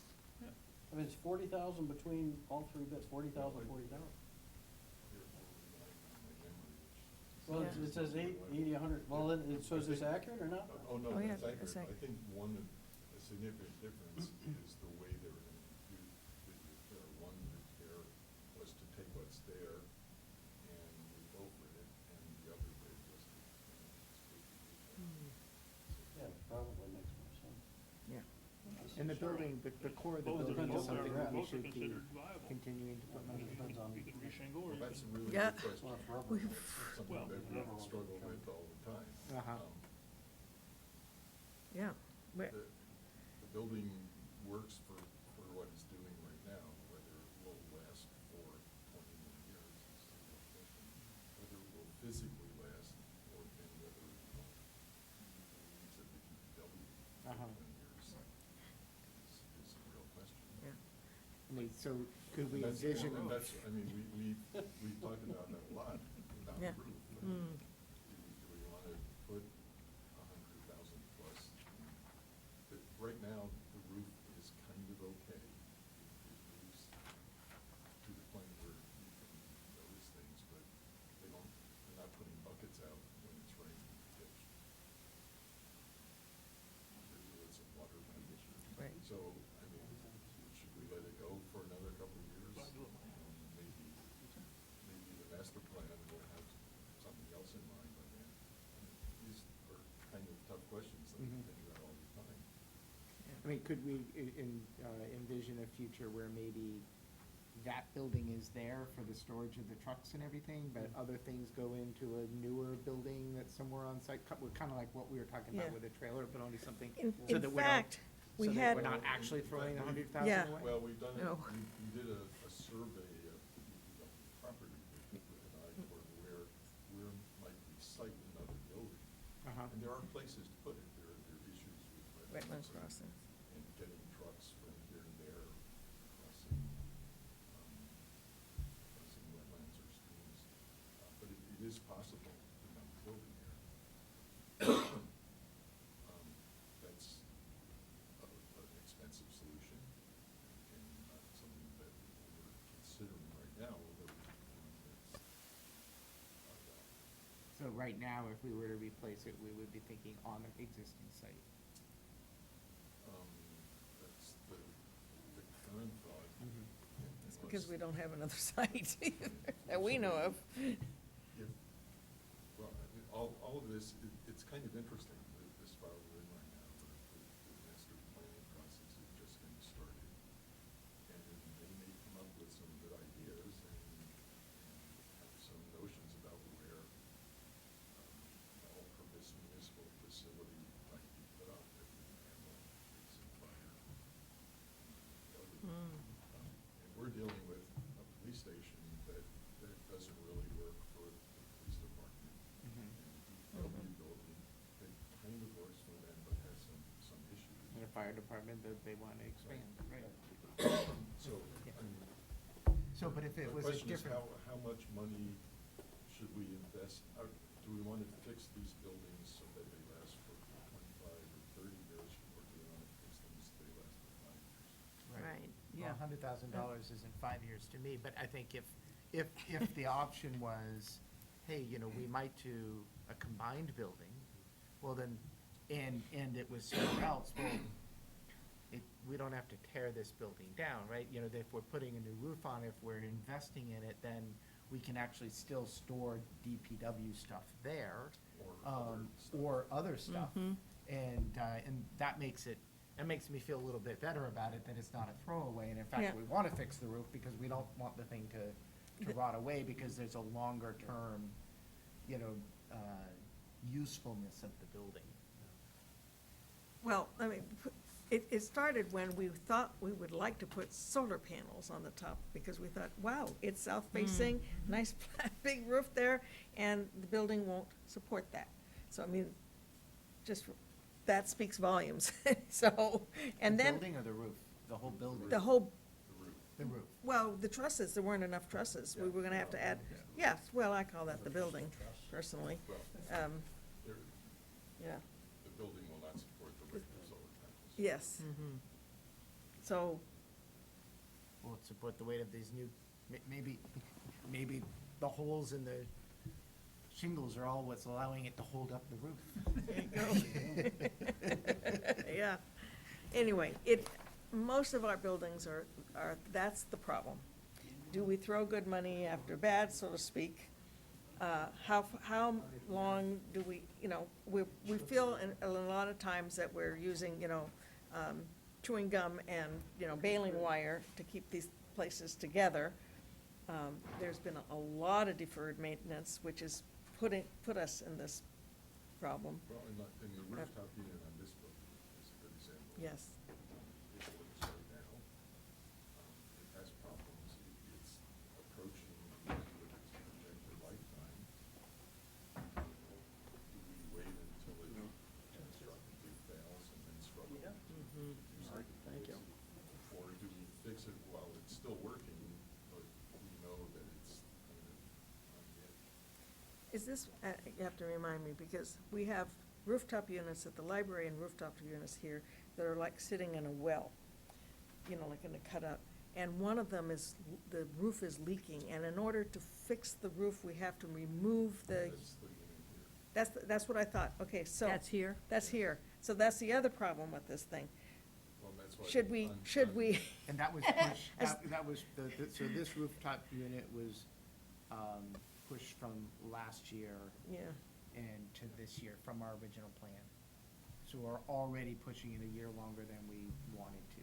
Right, and so there's a membrane roof up here in that little realm. And my understanding is the way that unit got there and the way it was placed, is the way crane, that it parks somewhere outside the building and lifts it up. And while it's not there, they can tear up all the membrane. There's evidence that water has penetrated through that because it's swishing in places and probably insulation is wet. And if we let that go for a long time, the wet insulation will start rotting. Where'd this come from? Supports the roof. Uh-huh. And even more difficult. So, Yeah. I was just looking, I mean, we definitely had, we talked about the membrane, but I don't see it on here. let's put those there. We've already Well, pushed it out, we've already yeah. pushed out a year from what we thought we should do. Yeah. Is there, That rooftop.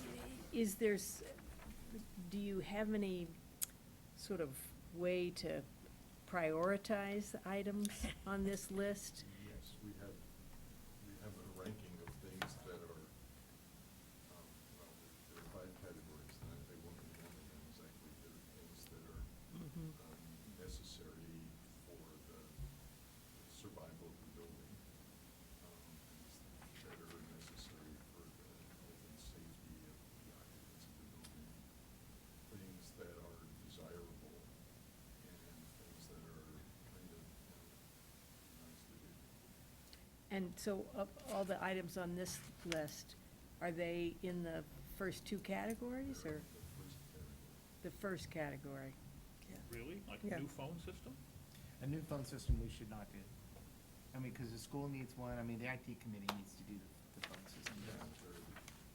That's not a municipal facilities thing, a phone system. I think that Okay. needs to, Well, that needs to go it- into the, It's on the list because the consultants called it out Yeah. as an issue. But yes, I agree. The town ought to have a town-wide digital system. Yes. We have this nice fiber optic. Cable that was laid. Okay, we should take advantage of it. Yeah, so I think you can just take that right off, in my Okay. opinion, But, from this list, and we may have to spend Yeah. money on one, but not, But town-wide solution. yeah, Town hall. town hall, school, Yeah. School's interested in working on Yeah. a joint project. And some of these things are safety issues, right?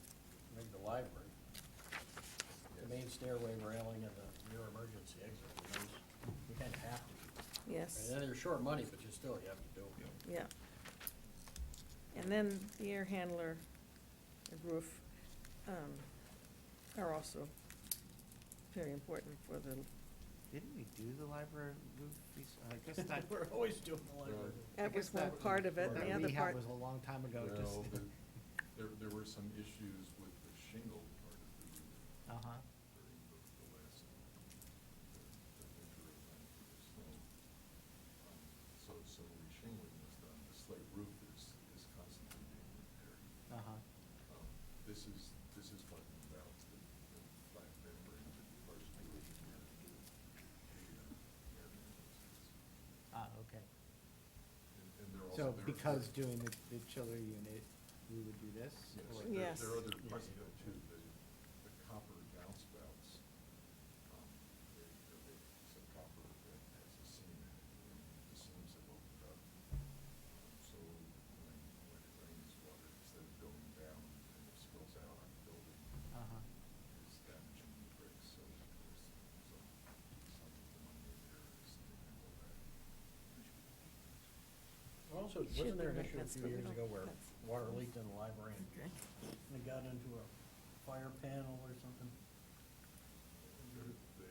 If you walk through the library and look up at the ceiling, you'll see. No, it's a some- mess, yeah. So they've had numerous leaks.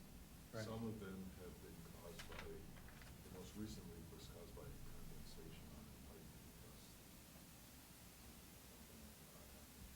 because of the roof leaking.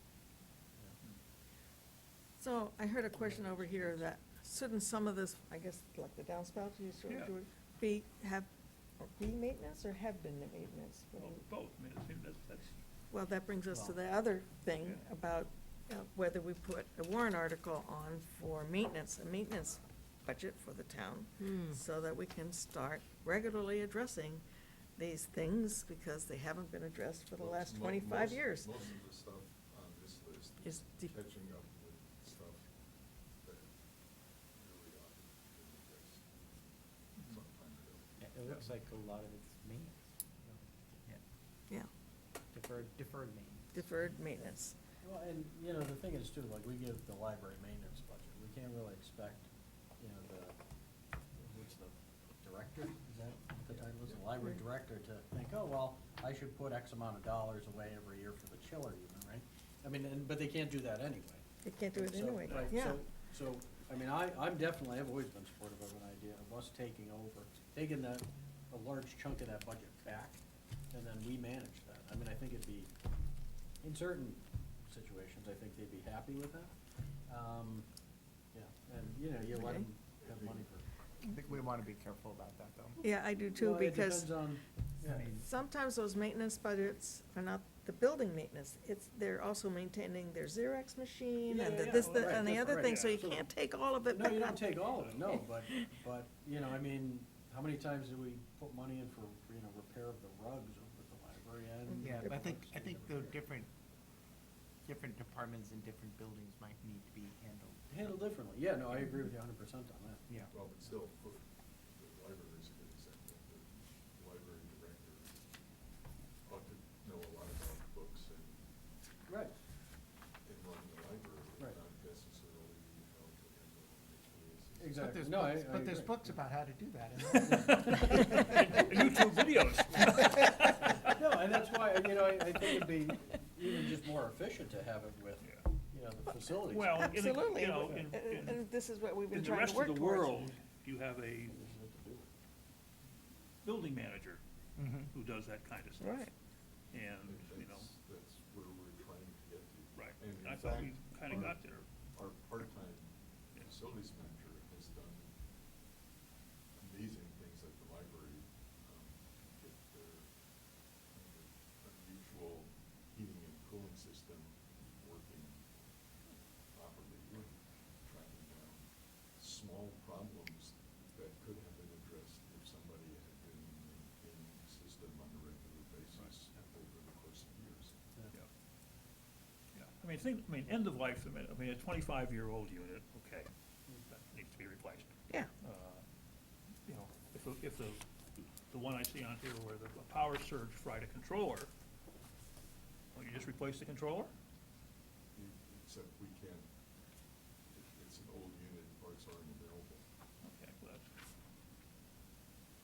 And in fact, it hasn't worked for years. well, it says it hasn't worked until 2016 because the controller was fried. Yeah. Yeah. Yeah. Yeah, I mean, again, I don't know what the answer to that is, but those are things that Well, I mean, someone who knows the operation of that device. Right, well, that wasn't the librarian. No, I understand. And we had yeah. nobody our else, so, facilities manager does know that stuff. Yeah. yes. Right, which is why we hired him. He's Yes. tried to find replacement parts for a lot of these things, and in fact, when the unit here at Town Hall stopped working, getting the necessary controller card to get it back online wasn't easy. I mean, you had to search high and low to find the components. No, I understand. I managed a college that was, buildings were built in the 1890s. There you go. And now, of course, things don't even last 25 years because they've got all that planned obsolescence in them, so that you can't, you know, Right. can't keep on maintaining them designed to even. break, yeah. They're designed to break, or if they're designed so that even if they were to break, you can't fix them. Right. Yeah. So I think, what would be great for me would be if we took, and I'm not trying to create more work, but if we took the maintenance plan that we had, the 5-year maintenance plan, and just added a column after each of these years, and just put in what did we spend on that? Yeah. And I think we in- have that. In that years, just so that we could see it in one view. Okay, 2018, we thought it was gonna cost us this.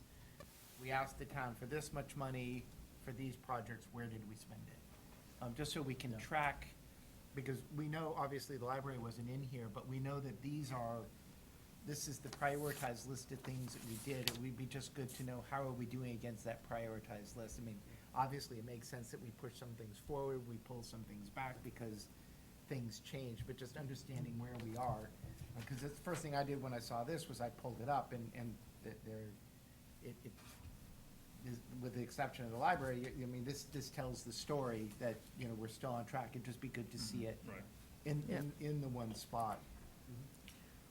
I will have to say, so, let's talk about how municipal facilities tries to prioritize, because we talked about those four or five, you know, elements that we talked about, but we also tried to keep in mind what the director of that particular department wants. And if there are any conflicts, it's difficult. There could be difficulties. So I think it's important for the selectmen to be on board and understanding the priorities, and maybe letting the directors of the departments know, or because the municipal facilities invite the directors in, but they're not always seeing eye to eye on things. And so who is to be the arbiter of that? And it's not the municipal facilities' job to tell a department how to operate. On the other hand, they feel they have, I think, everyone, you contradict me if you think I'm saying the wrong things, but they think they have the mandate to do these jobs which have hinge on, you know, health, safety, and welfare of the employees, and that's what they want. They don't want to be their money to go from those projects to something else that the director might rather have, Prefer. but that doesn't address these problems. The library has an active group, the Friends of the Library, that fund a lot of things that happen at the library.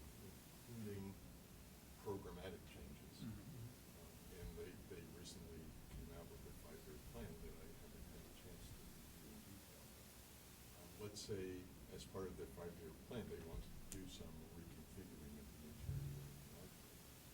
And the Friends come up with the funding to do that. That's great.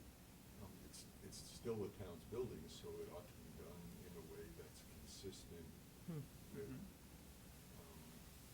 our mandate to make sure that buildings stay properly maintained and highly functional. So that would be a kind of cooperative effort between the Friends of the library, who have kind of planned the change and are maybe funding it, and the facilities department, who might be the ones to go out and get the contractor to actually do it. Yeah, see, So I that's. think, you know, so I guess, I guess I have thoughts about this, surprise. First of all, I think, you know, the Board of Selectmen put together the Facilities Committee. The Facilities Committee did this study, got it back, prioritized the list, presented a 5-year plan to the Board of Selectmen. And the Board of Selectmen said, okay, let's do the first year, but understanding kind of what that 5-year plan is. And I would say, any large deviation from that plan, we should be informed. And that's why I think it's good to get get a report of, okay, 2018 it was this, 2019 it was this, this is what we asked for, and then this is what we spent. This is, where we spent it, just so that we can keep our eye on this. But obviously, things change, right? And so there just needs to be a process of coming back to the Board of Selectmen when there's something major that changes, right? Not if this $7,500 thing, we want to move it in the next year, but if there's if there's a major shift in direction. But I also just want to throw out there the possibility, I'd be happy to help work on this. I did the charter of the Municipal Facilities Committee, but maybe reworking some of these things. Because I think we didn't really anticipate the differences in the level of involvement the different departments were going to want to have. And so we just kind of did it as a one-size-fits-all thing. And so I'm just going to throw out one possibility is that we have, we have the Municipal Facilities Committee, or we have a committee that is made up of people who are from the boards of the buildings that are within scope. So you'd have somebody from the Friends of the Library, or the library trustees, you'd have somebody from,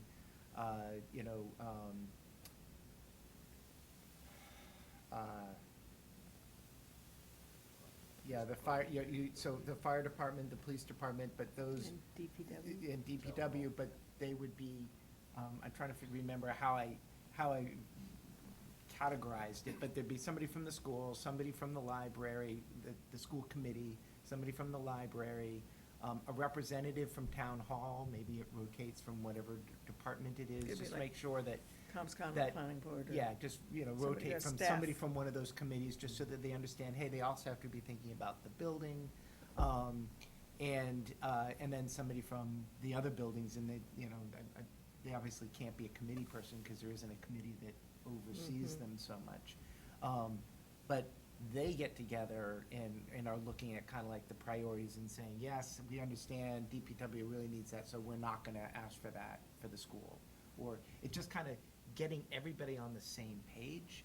And then there's a group of people who are generally staff, who are the ones that are kind of making sure that it all gets implemented.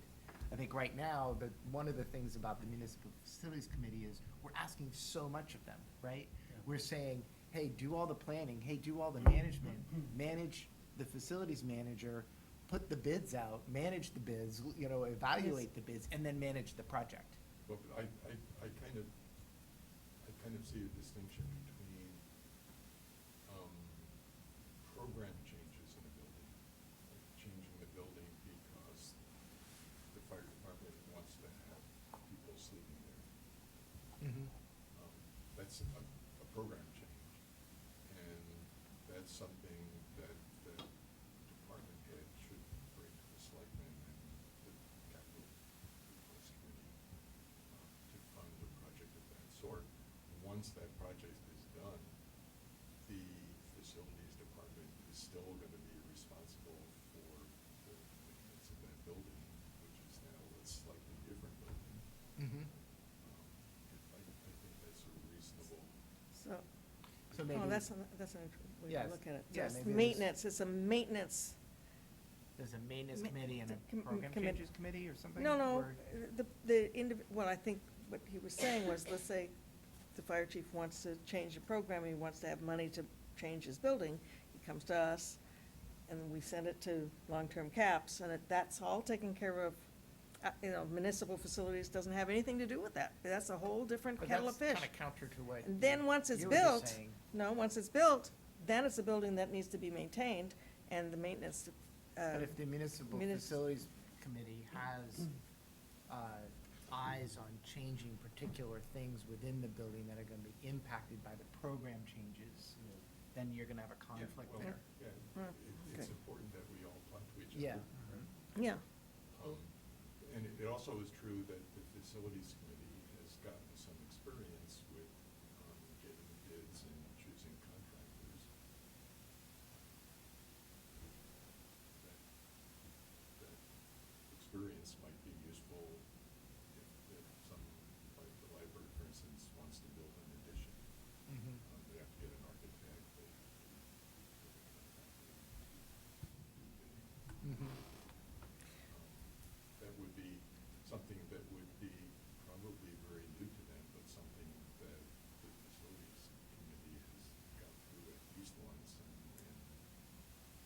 by that time possibly several times. yeah. Okay, so here's another problem, for instance. Apparently, at the police department, the squad room, the heat in the squad room, the thermostat is outside of it, and it's above a radiator, which is controlled by a different thermostat in another room, okay?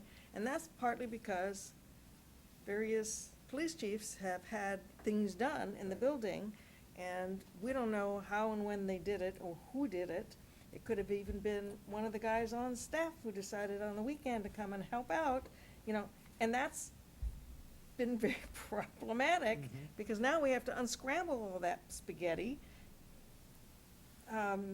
So there should be some policy as well, I think, coming from us, about the town buildings and any new work which is being done in that, and the process of just who gets to decide whether it gets done and how it gets done, because we're concerned that if, the fire chief wants to hire a contractor and he doesn't get the fact, make sure that they have insurance before they come with their, cherry picker to do something up high, and if there's an accident, then we're liable. And so we would like to have, I think we should have some control over, those processes for the town. Because it's our building at the end of the day. Yeah, I mean, I agree. I totally agree with that. I think, though, we need to figure out a way to ensure that those departments are also, have a strong voice. I'm not saying they shouldn't have a strong Yeah. voice. Yeah. Once, I think right but now, there's a feeling that they don't have a strong voice, and I think we need to figure out how to resolve that. I agree. As long as they also then have the responsibility. Absolutely. You know, you- They have you to, you they have to can have the responsibility of helping select the priorities.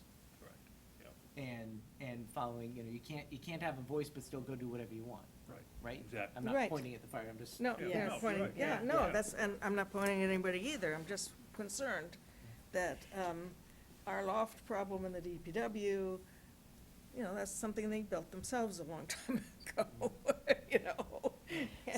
So right now, I'm just trying to understand this a little better. So right now, each, like the police, fire, DPW, there's no building manager per se that does any regular maintenance work on those buildings. If the problem, Other than Al going over there. Yeah, Yeah, or and he's so- painted these, right, so if baseboards the, and- It's a so, little different at the fire department. well, and Yes. so what I hear, for instance, at the fire department is they have a bunch of guys that are very handy. And so And they have they've done a contracts. lot of their own, Because of the nature, there are people who work in town, and they tend to be tradesmen, a lot of them. Right, so and they have they're gonna be, skills. and so, Yes. the way, what Brian would say is, I have to pay them a stipend anyway. Right. I could either pay them a stipend and they do nothing, Yeah. or I can pay them a stipend and Have a- take advantage of the fact that they they know have how the to do it. skill, right, Yeah. right. In Um, most cases, they're happy to do it. Yeah. Yeah. Right. But it still should, we still need to have some input into that, I think. If there's money involved. If there, Or- well, On a Or, certain- well, if- it has an effect. Or there If at it's- least, if there it's at least need to painting- be guidelines, right? So Yeah. that we Right. make sure that Right. Yeah. two groups aren't trying to figure out the same problem. exactly, I think there's it that. should be the case that any work that's done that requires a building permit is something that Yeah. the facilities committee should be aware of. At least Right. notified of. Yeah. Yeah, and that seems to be something. Well, and any work that requires, that has an outside contractor, we need to know that they're insured, et cetera. 'Cause I there's- also wonder, I mean, particularly, I think right now, we're short on people on the municipal facilities committee. I wonder if we should consider changing the makeup of the municipal facilities committee a little bit more. Like, getting somebody from the fire department on it, so that they understand townwide what is going on. Or getting somebody from We've the invited them, police. and they haven't come. They, Yeah, no, I don't mean Yeah, to okay. attend the meeting, No, I no. mean to be on the committee. Yeah. okay, We're already on call. yeah. And I personally would welcome input from all the different aspects of the Mm. town. I mean, I'm not sure how useful it would be for somebody from the fire department to sit through meetings when we're talking about the library, the station and town hall. Well, I mean, as Unless it's useful it someone is that trying to you're charge them. sitting there, right? I mean, I'm saying that they're a part of the committee working on facilities townwide, right? But they have this fire department view. I mean, you know, they represent the fire department or the police department or DPW or whatever, Yeah. whichever one we choose to have on there, because we don't have that I'm many. not convinced that it ought to be made up of advocates. Yeah, I agree. I think the facilities committee needs to be an adjudicator, not an advocate. So we're about we're about to vote to put somebody from the school committee on there so that there's an advocate for the school. We are? Well, actually, yeah, well, Right? yeah, yes and no. I think, because we don't do anything for the school. I really wanted somebody from the school committee on there so they could see some of the needs that the town's struggling with. Mm-hmm.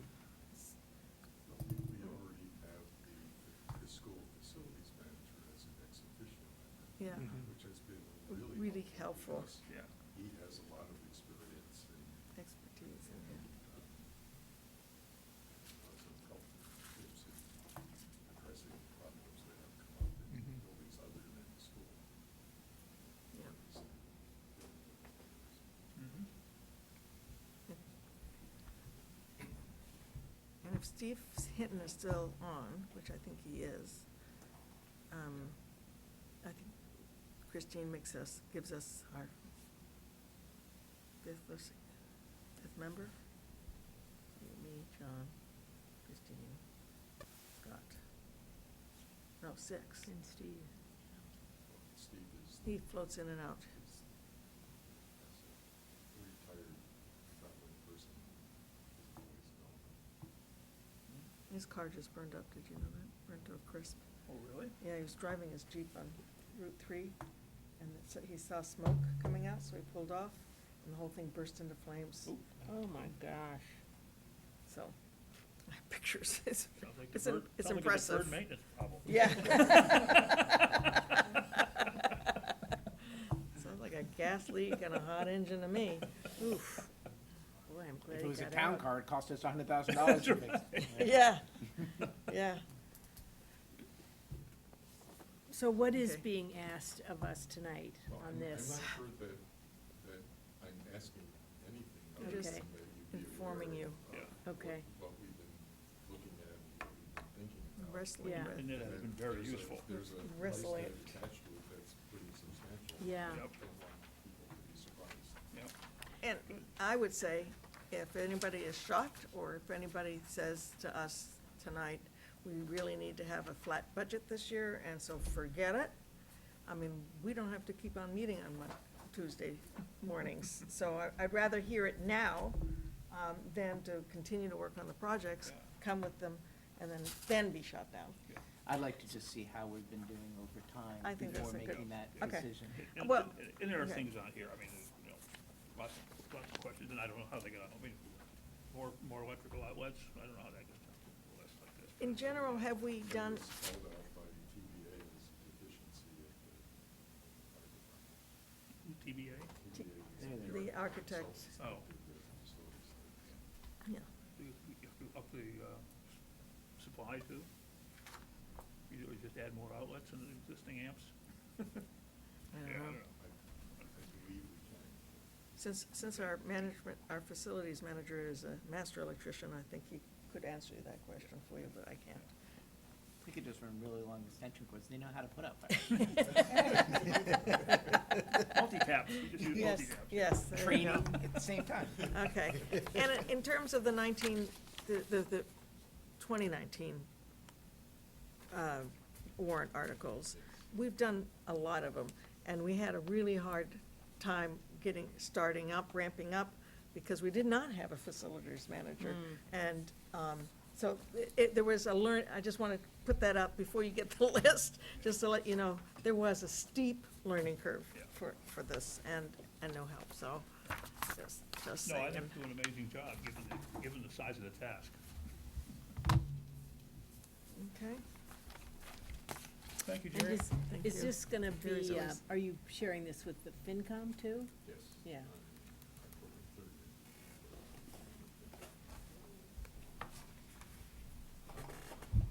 30th. All right. Thank you. Thank you. Tim, you're on next for the town administrator reviewing the fiscal '21 personnel requests. And we didn't have anything in the Yeah. packet, Is so. this in the town? The personnel board only met last night, so I have to write this today. But I wanted to update you. to One where for the you and one personnel board is with the various requests you had sent them. And the good news is that they've made a great deal of progress over the past 2 months. And I guess as you can see, there's still a few items still under review. They need to have another meeting or two before they can get through all of the requests. So I suggested by the next meeting that they will have had an opportunity to deal with each of the requests. But I tried to put some rough numbers to the requests that have been, decisions have been made so far. Now, the personnel board is very clear in their role that their job is, and especially where new positions are concerned, to make a decision that if the town were to have such a position, this is the pay grade for that position. This is what such a position should be paid. The decision on how we fund it, whether it gets funded, that's Board of Selectmen, Good. FinCom. That's, They're very that's clear with important. that. That's So it's like, important. If this position were to exist, this is where it would fall in our pay It's taken us 2 years to get there. Yeah, well, we got there, hey. They do understand that, and They give- there's been a couple of requests for new or regrading of positions, and they're working their way through that. There were 2 requests that went through the process last year. The town clerk had a request for additional hours for the assistant clerk. I guess we'll have to check with the new town clerk and see if that's still a request, but the personnel board did confirm their decision last year to recommend the additional hours for the town clerk and also additional hours for the Conservation Commission admin assistant at a grade 6. And I noticed Sylvia was here earlier, which is not now. So I put in what the approximate cost is for those changes. 2 new positions that were on the list. The public health nurse, the personnel board graded that at a grade 7, which is about a $30 to $35 an hour position. That will be shared with, I think, Concord and Lincoln, so it's not really clear what the cost would be to Carlisle yet. I know Linda's working on that. But they have put a grade to it. Likewise with the COA outreach worker, they graded the job description that the COA provided as grade 6, and the approximate cost of that 19.5-hour position would be $28,000. So you can see it adds up quickly. But, Mhm. These again, costs do not include the benefits, right? That's correct, that's the straight. Could we always just make sure that whenever we're Salary. looking at number, that there's always a benefits number with it? Well, it isn't always, if it's I- part-time. Well, that, If there is, Yeah. if it applies, Oh, there's plus- always a benefit Add number. plus benefits. Obviously, they may or may not take advantage of the benefits, Right. that's just the gamble we'll. Yeah, but at 19 and a half hours, are they eligible for benefits? For instance? No. I think under 20 they're not. 20 Oh, 20 is so, 20 okay, is so 11. that's a real cost, Coming that's pretty- without, yeah. Close to that. But the, Some of the other positions. But are some of the already- other parts are already full. Already over the 20 hours a week. I'm just saying that Police- Yes, anytime when okay, you know yeah, it's yeah, gonna no, change. I agree. We Yeah, just have 'cause that. it's not just the salary. I agree. That's the cost. And the ones that are still under review, the Board of Health Administrative Assistant, they wanted to combine the two Yeah. part-time assistants and make it a stronger position. That's still under review. They're also grading the Board of Assessors Admin Assistant, and they're considering a position that this board had sent to them to create a project specialist position that would work with the facilities manager and with the board selectmen. So they're meeting next Wednesday, I think. They should be able to wrap it up. If not, then maybe with one more meeting, but, you know, they're taking very seriously the instructions to finish this at the beginning of the budget process, so that Selectmen and FinCom can make some decisions. And it's understood that not all these things would be recommended to be funded, but they try to put them in the appropriate pay band Right. if the positions are. A question, for instance, in the Board of Health Administrative Assistant, they're taking two 15-hour existing positions, Right. asking for a 30-hour. Yes, but Okay. at what grade would so- that so be? what- I think they must, Would the grade change? I think Isn't it the same job? I think they want the grade to change, right? Because. Yes. it's- They have, They've they- added- And they had and not would wanted the become- grade to And they change. would become benefits eligible. That's the key. That's true. Yes. I mean, at least They've in changed previous the job years, they did not description. ask for a different grade. Yeah. What's that? They did not ask for a grade change. It was simply to combine Yeah. two part-timers into They've a. enhanced the Well, job when they, description. when they talked to us But- last time, they were saying a grade change. Oh, 'cause really? They wanted it to be, That's a new they one. wanted it's it to the be succession succession planning, and so Okay, they were saying got that it it. was gonna be a All grade right. change. Okay. So Personnel Board doesn't look at the need at all, right? I mean, like a typical HR Yes. department will look at the need. right, right. And I think that's, you know, I'd love if they could do that. I don't know, because right now that really kind of falls on us. And it's just hard for us. not Yeah, to- no, well, you're looking Maybe at in our case of additional HR hours. department over here, and I think we have to rely on Tim a lot for his recommendation on need No, as well. I know, but, you know, but for example, you know, just, okay, take the part-time COA outreach worker, right? Yeah, You know, we have X number of people, you know, that use COA, you know, on a regular basis, and what do other towns use? You know, I mean, how many employees do they have? You know, what, you know, are they full-time, part-time? I mean, it's, you know, you can do kind of a general analysis of surrounding towns and say, okay, just in general, yeah, you know, this town has 4, this town has 2, this town has 1, you know, so, you know, you take Carlisle, who's got half the number, and you guys have 3, well, maybe you don't need that, right? Okay. Or this has 10, this has 12, and you have 2, so yeah, maybe not only do you need 1, you probably need 3, you know? Yeah, but you have to compare that also to the town's operating budget size. Exactly, The number of exactly. staff that they have. Exactly, Their right. mix of how they get income. Exactly, exactly. It has to- that would have to What be a very services they robust. Yeah, it's a full analysis, right? But, I mean, which none of us here can have the time to do, Tim certainly doesn't. You know, I mean, yeah, personnel board probably doesn't either, but like, that's really what we need to do, Well, to make a. yeah, a and that really should be proper part of the requesting party should provide those Exactly, data. yeah. Yeah, well, there you go, put it on there. oh, that's a good, And some of them have done a good job, and I'd say that they provided range of data. Yeah, they no, right, did. David's gonna come Yeah. with something that's fully vetted, fully Yeah. justified, fully, you Yeah, know? some not so much, but, yeah. Yeah, right. yeah.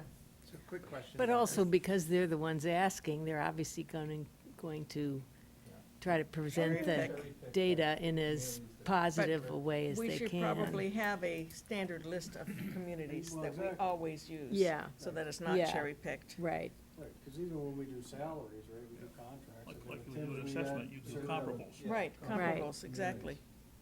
Right, with Chief Yeah. Fisher, we had certain towns, you, we So- had certain towns, even the teachers, we had certain towns, Yeah. you know, that you look at. Sure.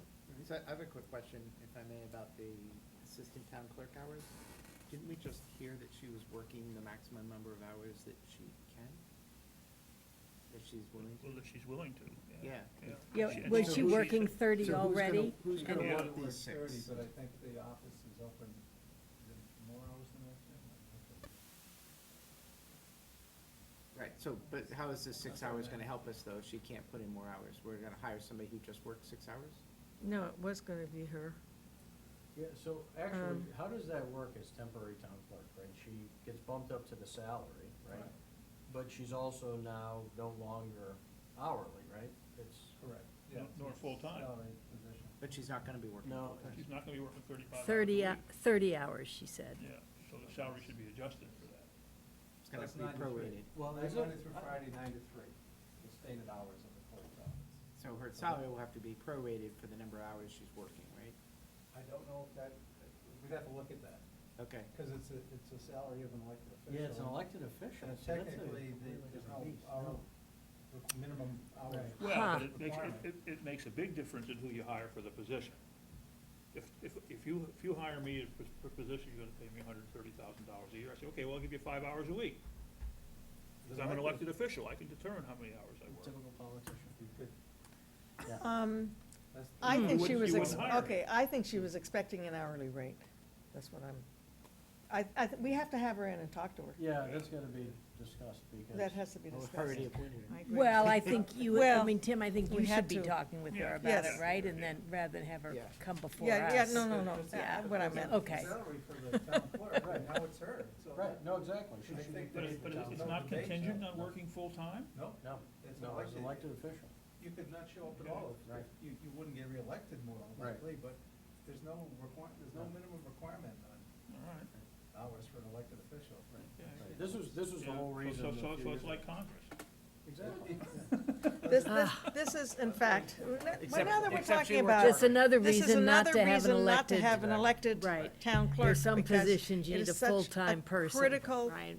thing to Right. have So I somebody. just wanna get back to this $7,000. Why would we Okay. budget $7,000 if she's not willing to work 6 more hours? Well, this is gonna be for FY '21, Right, but she Right, so can't because- work. But this is for, but this would be for the new. This would be Right. for whoever. this is for an additional person. Right, this would be the new person. So there would have had- It's a 24-hour-a-week position currently, assistant clerk. Uh-huh. Oh, she said 30. Well, that's Okay. what she Her- said, her- she's that's willing to her work. assistant She's, Position is 24 hours, and she's gonna work. she's going to 36 work hours 30. a day. Oh, then There's she just that misunderstood extra, my question. My question was, how many hours are you working now? oh, yeah, Yeah, To 24 right. now. 24, And I thought she said 30 too. And she said 30. Yeah, yes, yeah. okay. Okay. She, I think she All right, meant, so this was would be answering the bringing her question, up how to many 30 are you hours. going to work for Right, for right. this? Okay, But All as, right. but as clerk, it doesn't matter if this brings her, because this isn't for her. Yeah, I know, but Right. I think that that's a different discussion, right? I mean, Yeah, if, yeah.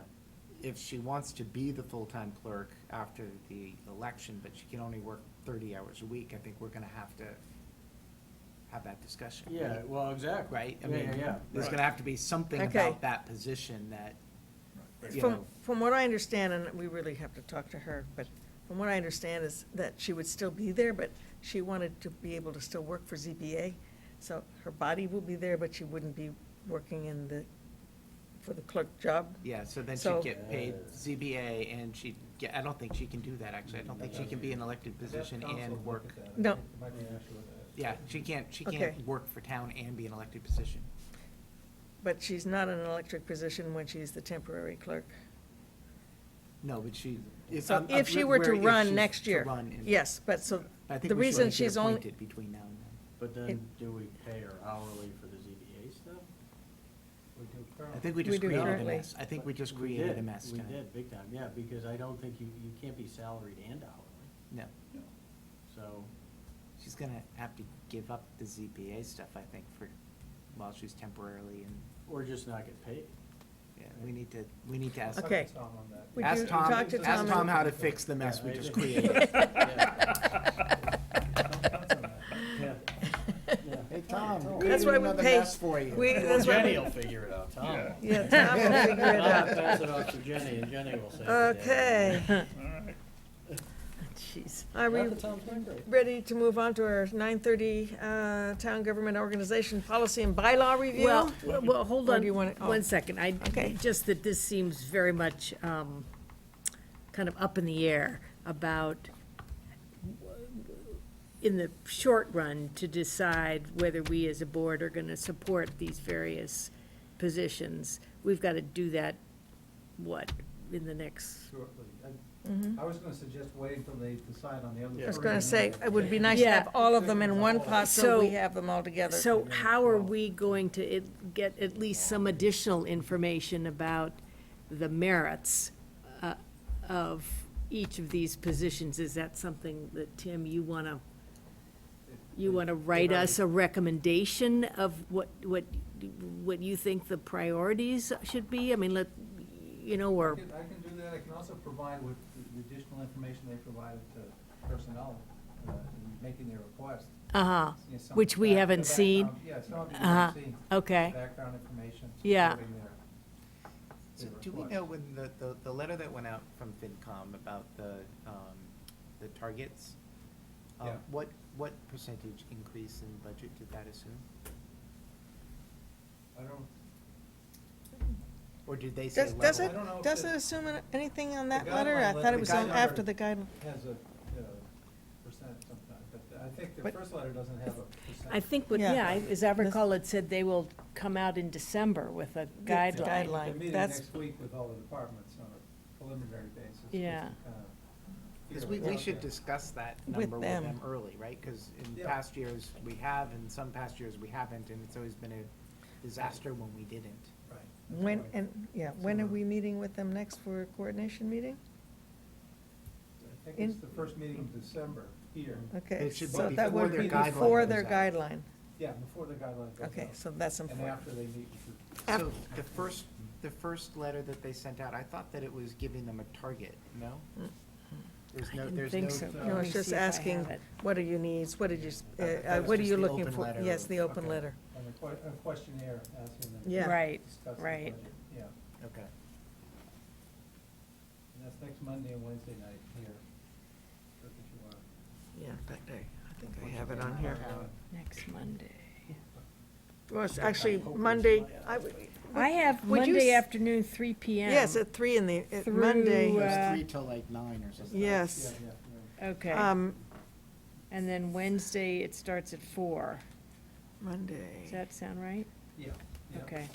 So 3 PM is, in fact, it would have been nice, could you send that, or ask them to send us their schedule of that, because I didn't Yeah, get we it this got- year, so. We got it from somebody. We did? It was in the Yeah, oh, letter, maybe it was in the letter, Yeah. yeah. But I can send it out again. Okay.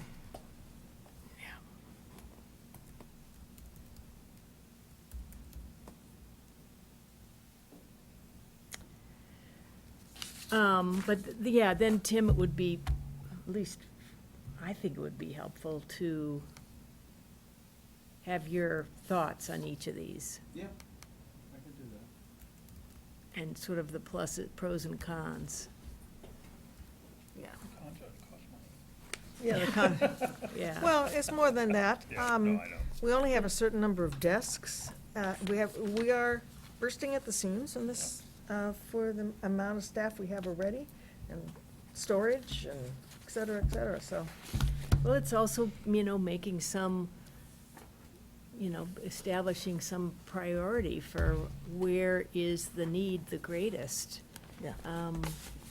Right, and what work is not gonna be able to get done if we didn't do some of these, so, There's a that lot- you're kind right, of an there's a lot. assessment. I mean, some of these, the requests are based on workload for things that came and went and aren't there anymore. Yeah, so, It'd be really good to know, and I realize we have to decide on this quickly. I personally, as I think everybody here knows, I have a really hard time supporting many, if any, of these. I just think it's gonna be a really, really tough budget year like past years. And we have no idea yet what we're even looking at, right? Nope. Yeah. We're probably at least looking at 2.5% unless we actually make cuts somewhere, just because of contractual obligations, you know. Sure. I think if Yeah. we wanna do this, we're gonna have to find cuts somewhere. Yeah. Selectmen salaries. I was gonna say, I'd like to take no salary. You'll turn yours back into, to the, to I was add actually general gonna budget. vote that we multiply our salary by 1,000. We could do that, too. Yeah. Right, give And then ourselves. turn it back in. And then Yeah. put it back in. Yeah. Oh, gosh. Okay. All right. Oh, God. Funny, that's what I was just Town, thinking. our, Okay, where are we? Selectmen, number one in our policy handbook is the Selectmen's yes. section. And under That that, was we interesting. have a copy of an article about alcoholic beverages, which I Yes. propose to throw out because it's in our bylaw, and the parking fine law, because we have so many people parking. Yeah. Put that $5 per violation revenue. Yes, so I think we, I'm not even sure, is that in, I forgot to look to see if that's in the bylaw. Or is that in the police manual, or where is that? And do we care? The parking? Yeah. I don't think it's a bylaw. Where was that? Which one What's is the this? parking one? It was the page right after the, Second page. the second page after the alcoholic beverages. I see it here. 12-981, about the new parking fine law, in connection with the new law, which transfers the authority. It's some state thing that said, instead of the state getting it, we'd get it, or something, But since I don't think they probably write a lot of parking tickets in Carlisle, Nope. I'm not sure that we need to know that we adopted that parking law at town meeting. Because Well, it's, we might wanna know that we did that, but I'm not sure that well, it it's, changes the. I'm sure it's in our Policy, yeah. town, what is it, the annual report, town. So then the last thing in the, as a policy in the selectmen's section was this letter dated 1988 about electing chairperson people, Oh, yeah. only one, having it rotating. And apparently, there's some committees that don't do that. And, we're about the only ones that I know of that have been rotating our chair. I'm wondering if we need to bother with this? Either we, Well, the part that I found first confusing, and then probably it doesn't actually, it could cause problems, is calling somebody a chairperson-elect rather than vice chair, yeah, because they might Yes. not be there the following year. yes, that's another problem. I like having this policy, but I think it does need to be updated. Yeah. I think, there needs to be flexibility, but only a general guideline Okay. that there should be turnover. And, as I was telling Kate, there definitely are times when you have a board where nobody's willing to be the chair, and one person is just always the chair, as Yep. Luke knows very well from Yeah. CPC. Yeah. And I knew from HISCOM. And then there's other times when it just makes sense to have, so John Gorecki, in his last year of his term, he was chair a second time. And the reason is that the makeup of the board was such that it made sense for him, because he was willing to be chair again and mentor Right, for continuity. the rest of Yeah. us more, so that, we'd be able to hit the ground running a little bit more when he was gone, because he was. And I think that's fine, but I think the general guideline that says new chair every year. Yes, And if you're not gonna do it, just tell us why. yeah. I think, I would like to know why. Yeah. Did you Yeah. send a memo? I Yes. sent this memo. I Oh, actually you copied did. this The one. 1988 one? Yes, I you give did. credit where credit was due? Well, we just copied it and sent it, right? Oh, boy. I thought it came from I you hope you in a, typed it, cause that's what Yeah. everybody was doing in 1988. I thought it came from you, I thought I remembered seeing it, something that you had sent out. No, I under think- your name to all the boards, no? I think Jennifer just said, it was an email with, Oh, it's from me. you. yeah, it's all her, yeah. But it just said, Yeah. but it was this letter.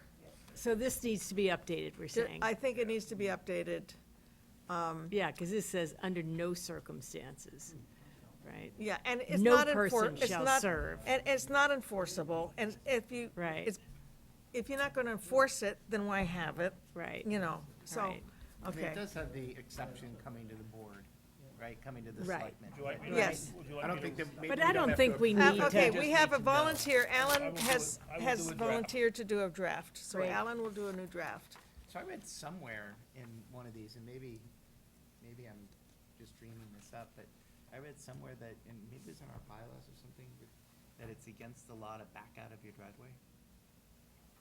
Really? Yeah, it is. Onto the No, street. but I think it's Massachusetts, I think it is, yeah. You can't Well, we should back make out that of a your You're not policy. supposed to, no. Well, boy, we could make some money on that if we're allowed to, Fine pull people. people over and Yeah. fine them, Burns is a yeah. perfect Just don't do it example. on Virginia Farm Lane, okay? Yeah, okay. Then my question to you all is, are there any other policies that we do want? Now that we've thrown out all the other policies, There, are there, this is all that was under Board of that Selectmen? was all that was under Board of Selectmen. Huh. So I have one selection, which one suggestion, but now I've forgotten what it was, because I wrote it to you, Tim. Okay, I'll see if I can find that, but the What was second the thing, oh, go ahead. one was, we have committees that are our committees, and we have, we are the liaisons to many of the committees, but sometimes we get to the meeting, sometimes we don't. And we don't really always know with some of the and some of the committees Don't meet much. don't meet much, Yeah. or we just can't get to their meetings for whatever reason. I think we should have a policy of our committees meeting with us here on a quarterly basis. We could have a schedule, rotating schedule, so that, or quarterly or some other kind of, time, so that we meet them and find out what they're doing. Yeah, I think also asking them for a brief outline of what they're planning on achieving that year. Yeah.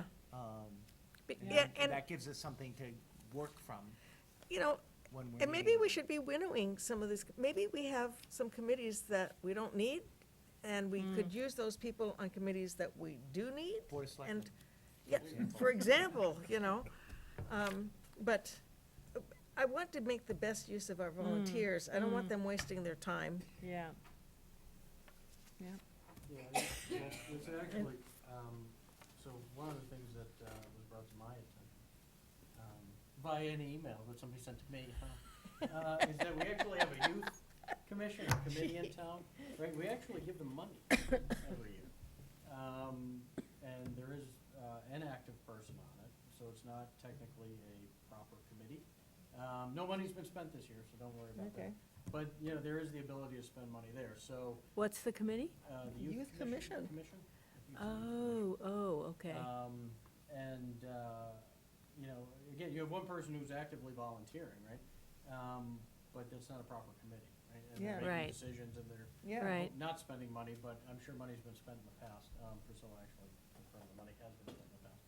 But I don't know if a full committee was formed at that point in time, right? So, it's also really too, just doing a thorough review of, hey, wait a second, we've got this committee, we've got this list where, 5 people are supposed to be on it, 3 have moved out of town 7 years ago, and, we got 2 other people that live here and one's not active. So it's really doing that too, and I know we go through it every year. Yeah, but But we don't do really and we go don't. through it. Right, exactly. We just say, hey, did anybody say they don't wanna be on it? Oh, they're on it again, right? Yeah, right.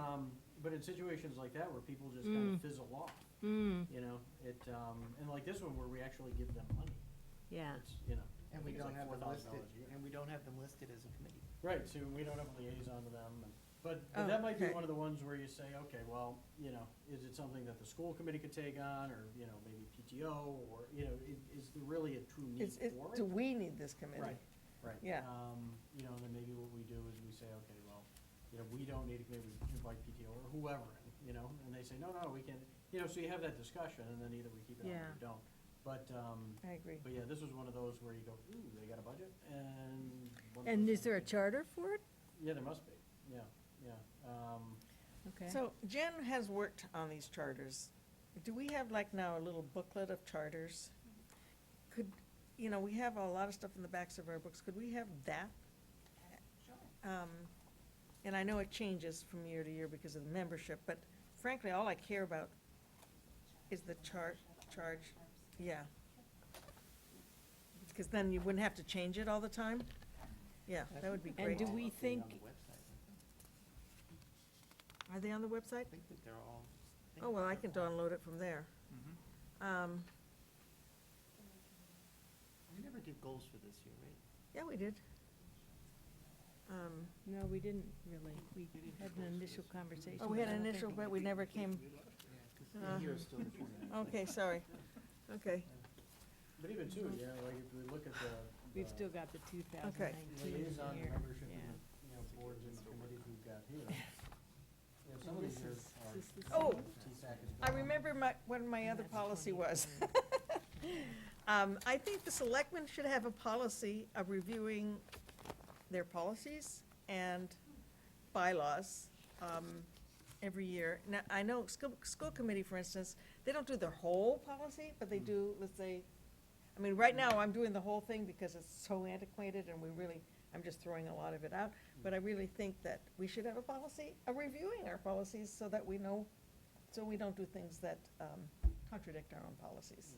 So we should have a And- policy to have a policy to review our own policy. That's, there you got it, yes. Makes sense to me. And we need to review that We policy. review it annually. Well, maybe it can be an unwritten policy, but I think we Oh, should be. where's the fun in that?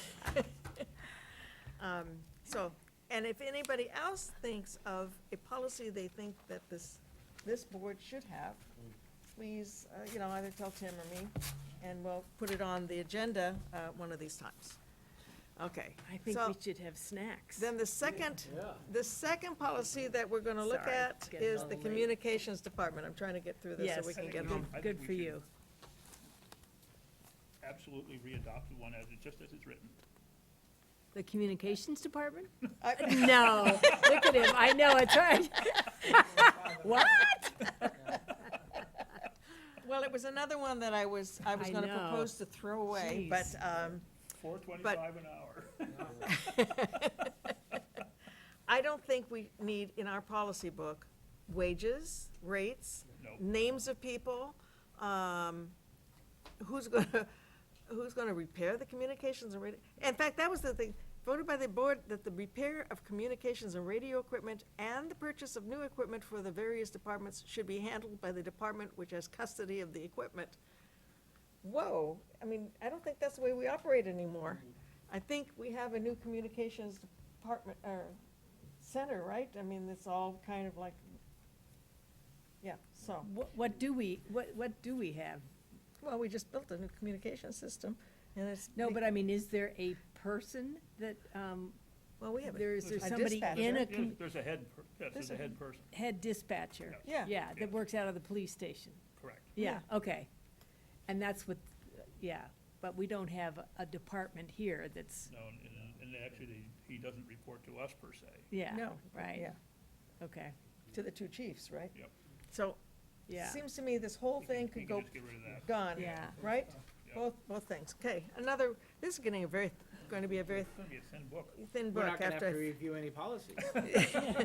No, but we might have to Except our consider writing some, so that's, Yeah. do keep your eye out for things. Okay, great. Thank you. Next agenda item. Appointments, we have to do, this Yep. one. I move. You ready? Yes. I move that the Board of Selectmen vote to appoint Michael C. Bishop of 291 Kimball Street to serve on the Audit Committee with a term expiration date of June 30, 2022.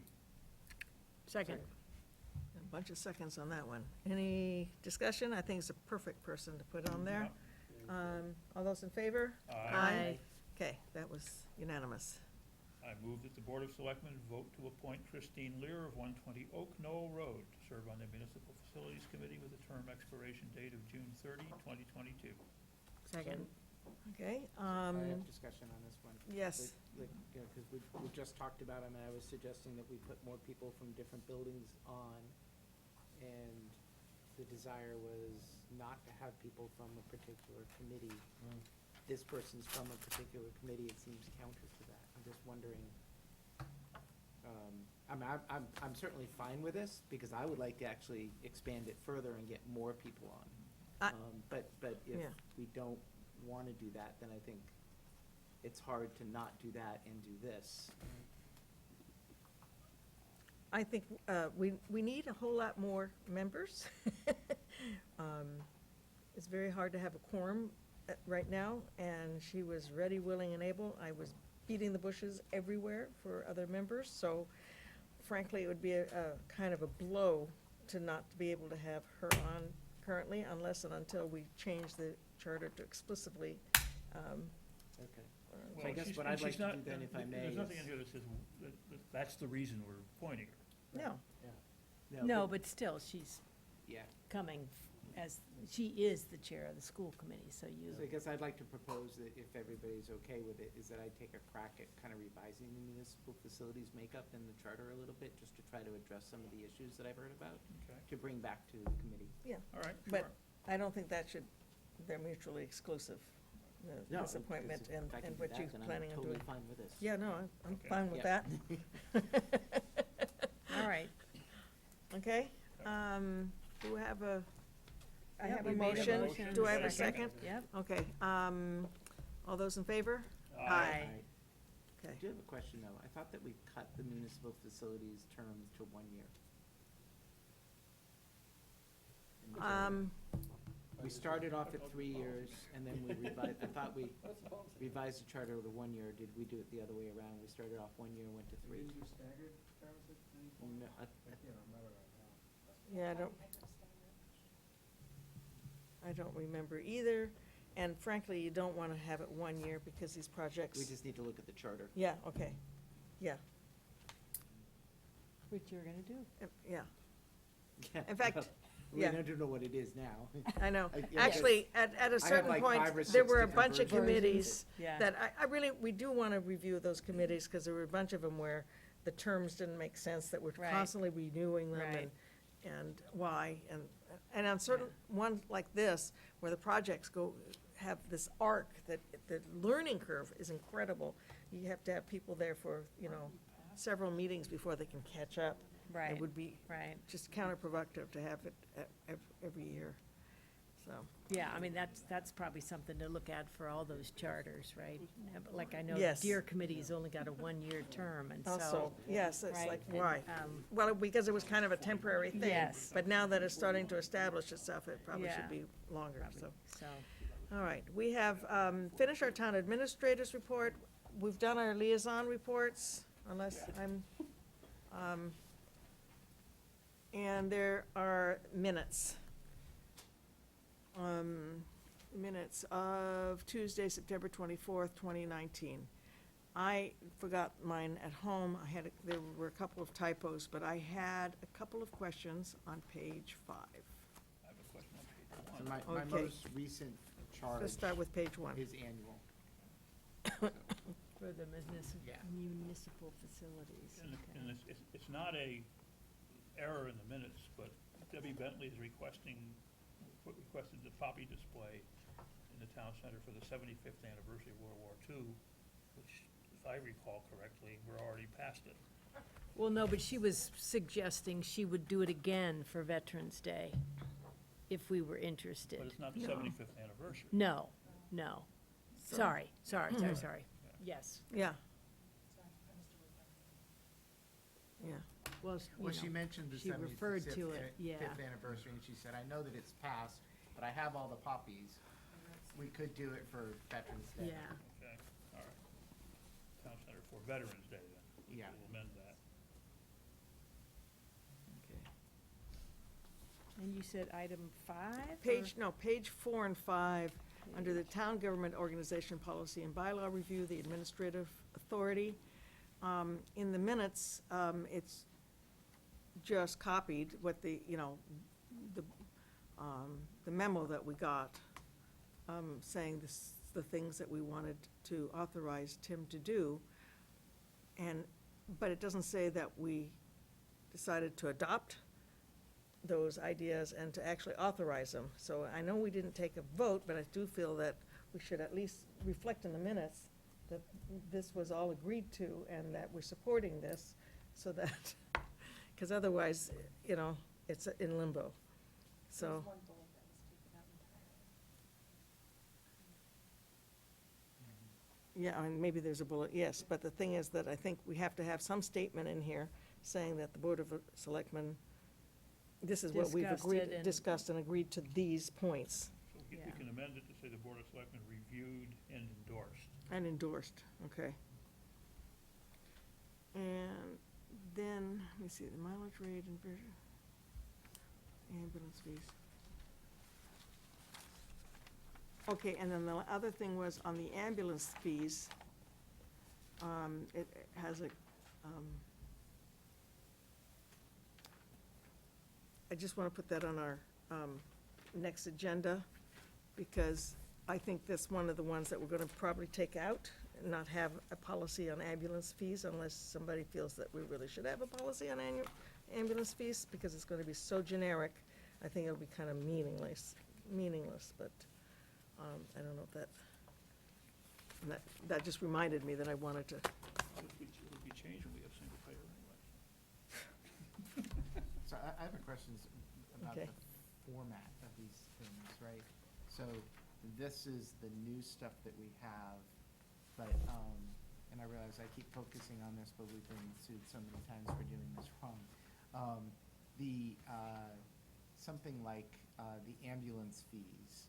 Mhm. It was, because something was in the packet, do we not have to reference it here? Oh, I usually do a separate sheet with the attachments to it. Okay, so something like the original policies that we were reviewing when we made the changes would be listed there, right? And so we'll have to keep those, obviously, the originals. And then the same thing like Brian's email to us that was in the packet, that would just be listed. In all your packets are probably something. Okay, so we don't have to worry, because the letter I don't think was in the packet, right? No, So yes. there's things that are new, okay, Yeah, and that'll be on. so that's all added later, so we don't have to worry about that, all right. I like nice. Okay, all right. So that will be on our agenda for the next policy review, plus whatever other one I scrape up for you guys. I'm trying to do the no-brainer ones, so that we can You're kind of doing it- march through them and You're then. doing an excellent job of that. I move we Yeah, we're ready. approve the Oh. meetings of the Board of Selectmen for Tuesday, September 24th, 2019, as amended. Second? I will, Jen, I will give you my typo page, notes later. All those in favor? Aye. Great. Can I ask another quick question, though? As we were going through policies, there was Yeah. a question about the release of executive session minutes. Oh, yes. I don't believe we've released any executive session minutes for at least 5 years. It's been a while. Yeah. I don't know when it was. Obviously, we have to do that in executive session. Yeah. But We I can go just back. want to make sure that we don't. Yeah, where is that policy? it is a policy. It was in this? It was in Was this. it in this Yeah. one? Yeah, I missed under the it. selectmen, Oh, okay, Part. so that's one that needs to be kept. yeah. Yeah, it's Big actually or- a law. It doesn't have to be a policy. Yeah, It's okay, basically a that's law. right, Yeah, it's a this one law. right here. It's the open meeting law. Yeah, that's right, okay. Yeah. Right. Yes, Yeah. well, okay, so And just, can we have a quick executive session well, next time? I don't think we need to Or- do that, but I okay. just want to just make sure that we don't, because we haven't had one for a while. Just our next executive session, we might just want to make sure we're reviewing minutes. Yeah, if we even, He was on the board the last time we did it. Yeah, Wow. it was my first year. That's when I first learned that executive session had, We were right up to date, yeah. yeah. yeah. Well, maybe, So you know, been- it's worth been 5 years, I think. keeping a policy like that on the book, in our book. I know it's a law, but maybe we want to say we want to do it yearly. Well, and, Or and our it policy. goes across all committees, right? It's not just a, Right. it's Not not a just board of the board. selectmen. Yes, Right. you're right. Anybody who has, you know, like, Anybody should Housing make open Authority used meetings. to have executive sessions fairly frequently. I don't know where those minutes are. They even kept, Oh, yes. But we should have them, They've been kept. right? no, ours Right. were, I'm saying. No, Yeah. yeah. And this says they're to be Okay. kept in a locked container or cabinet, but I assume it's all electronic now. No, there's actually No. a file cabinet upstairs for the housing. It is hard copy? Wow. And they're no longer mailed out, but they're handed by the secretary to the Board of Selectmen during regular meetings of the board. After they've been approved, right? After they've I been don't know, it approved. doesn't say that here, but, okay. Yeah. Okay, well, that should be on a list of whether we have that as a policy or not, when we talk about our, What we want, what we want in our selectmen policy. okay.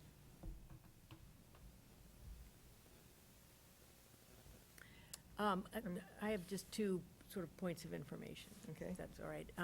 One is, so we heard the presentation from David Klein about House Bill 1693, which was the one filed by Tammy Govey, that's a 3-year pilot about having the state fund Yeah. the, That was in our minutes too. Yeah, yeah. And so what should, I think it makes sense for us to consider it, and if we consider it and decide we want to endorse it, that we should do that and then send a letter of support. So what's the process for that? And for something like this, does it need to go through any other boards? I mean, this is about, Senior what do you tax call it? Senior tax relief, yeah. Right. And it's. And obviously, the COA, David's, the COA's supportive of it, but what's the protocol? It doesn't have to go to any other boards. You can share No. it with them and say, we're sending this letter of support. If you Yeah. want to write your own letter or Right. sign on. All I right, mean, the advantage of that one is that it allows us to be more free to think about that senior tax relief for the town, because right, we get it reimbursed immediately. We don't have to wait Yes. until the person right, dies or sells right. his So house it's or the something. state that's funding it, That's not the funding it, town. not the town. So I think Yeah. it would be really smart for us to support this thing, regardless of whether we decide to avail ourselves of it or not. At least Yeah. it gives us, Yep. Yeah. extra options. Yep. So, Shall Do- shall we do you want me authorize the to chair to write a letter of support? Yeah, or if you want somebody else to do it, I'm happy to draft a letter. I'm and happy to take a draft. I'm- Okay, You know, sure. I'm, I can do that. You know, you're always- just gonna delegate it to Jen anyway. no, I think, I think Barney is not as much of a delegator as I am. So you get stuff done. I don't know. And then the other is, about, okay, so just my particular interest in changing the name of the board. And so I don't know if you saw it, but, we got a response from, town council about we do need to go to the town meeting, and there are 2 specific bylaws that we'd have to change. So what is the process, which I am happy to shepherd? Yeah, my feeling on it is knock yourself out. No, but just, so what, other than indicating that it needs to be on the, it needs to be a warrant article, what, should I just work out with Tim what happens? Well, The council can just write it up. yes. No, I know he can, And- but then does I it go, I mean, like, for instance, I assume it would make sense to go to various boards just to get their support, so that, when Wayne says, what other boards have taken a Doesn't- 'cause there's position no on this? financial- There's No, no- well, yeah. I wondered about that in terms of changing, does it matter if, well, you're gonna have to go, You I have mean, to the reprint the bylaws bylaws. make it indicate that it says, wherever the wording says Yeah. X, it'll mean that it's Y, Yeah. but, But the bylaws have to be reprinted every year anyway, every They time we do. have town meeting Okay, and change yeah. the bylaws, they Yeah. have to be reprinted. okay, zoning But I think, bylaws anyway. I think that, you know, if we do it, I think we should, if we do it, I think we need to make sure that, you know, we are in fact going through and making the changes. Like, you know, we need to update the website, we need to update all the documentation, we need to update everything, and so that we don't have this, Yes. Yes, you the know, mishmash. we don't wanna be the Board of Selectmen in actuality, but the Select Board officially. You know what I mean? Right, Yeah, two right, different- exactly, right. Yeah. I've also been casting about, is there any other We title have that can be little used? cost. Here's a little cost. Yeah, well, I got a mark a lot, marks a lot. I There can- you go, you just, Tape. Electrical tape, yeah. You know, if you're gonna change the name, do we wanna change, you know, do we wanna be the select board, or do we wanna be, is there any other a different title? name, that- yeah. That makes sense? People. No. Get the Select word humans. select- Yes, Get the word select out altogether. I mean, Well, we were Just selected. The board. the board. the board, the Carlisle board. Board of the board. Okay, I'm Well, just, all right, I'm you- just all right, throwing that well, out there. That's on you all to No, think okay. of other options. I will, I'll shepherd this. Can we, I don't know, can we put it on the next? I know we have a lot of stuff to do, but can we have a quick discussion about Whether we what support kind of a this. name we Sure. want, what we Sure. want the name to be? Great. Okay. You don't want my ideas. Well, you better not come then. Yeah, okay, Okay. great. Ready? I'm ready for that motion. I've I been move waiting for a we- while. I move we adjourn. Okay. All right, all those in favor? Aye. Aye.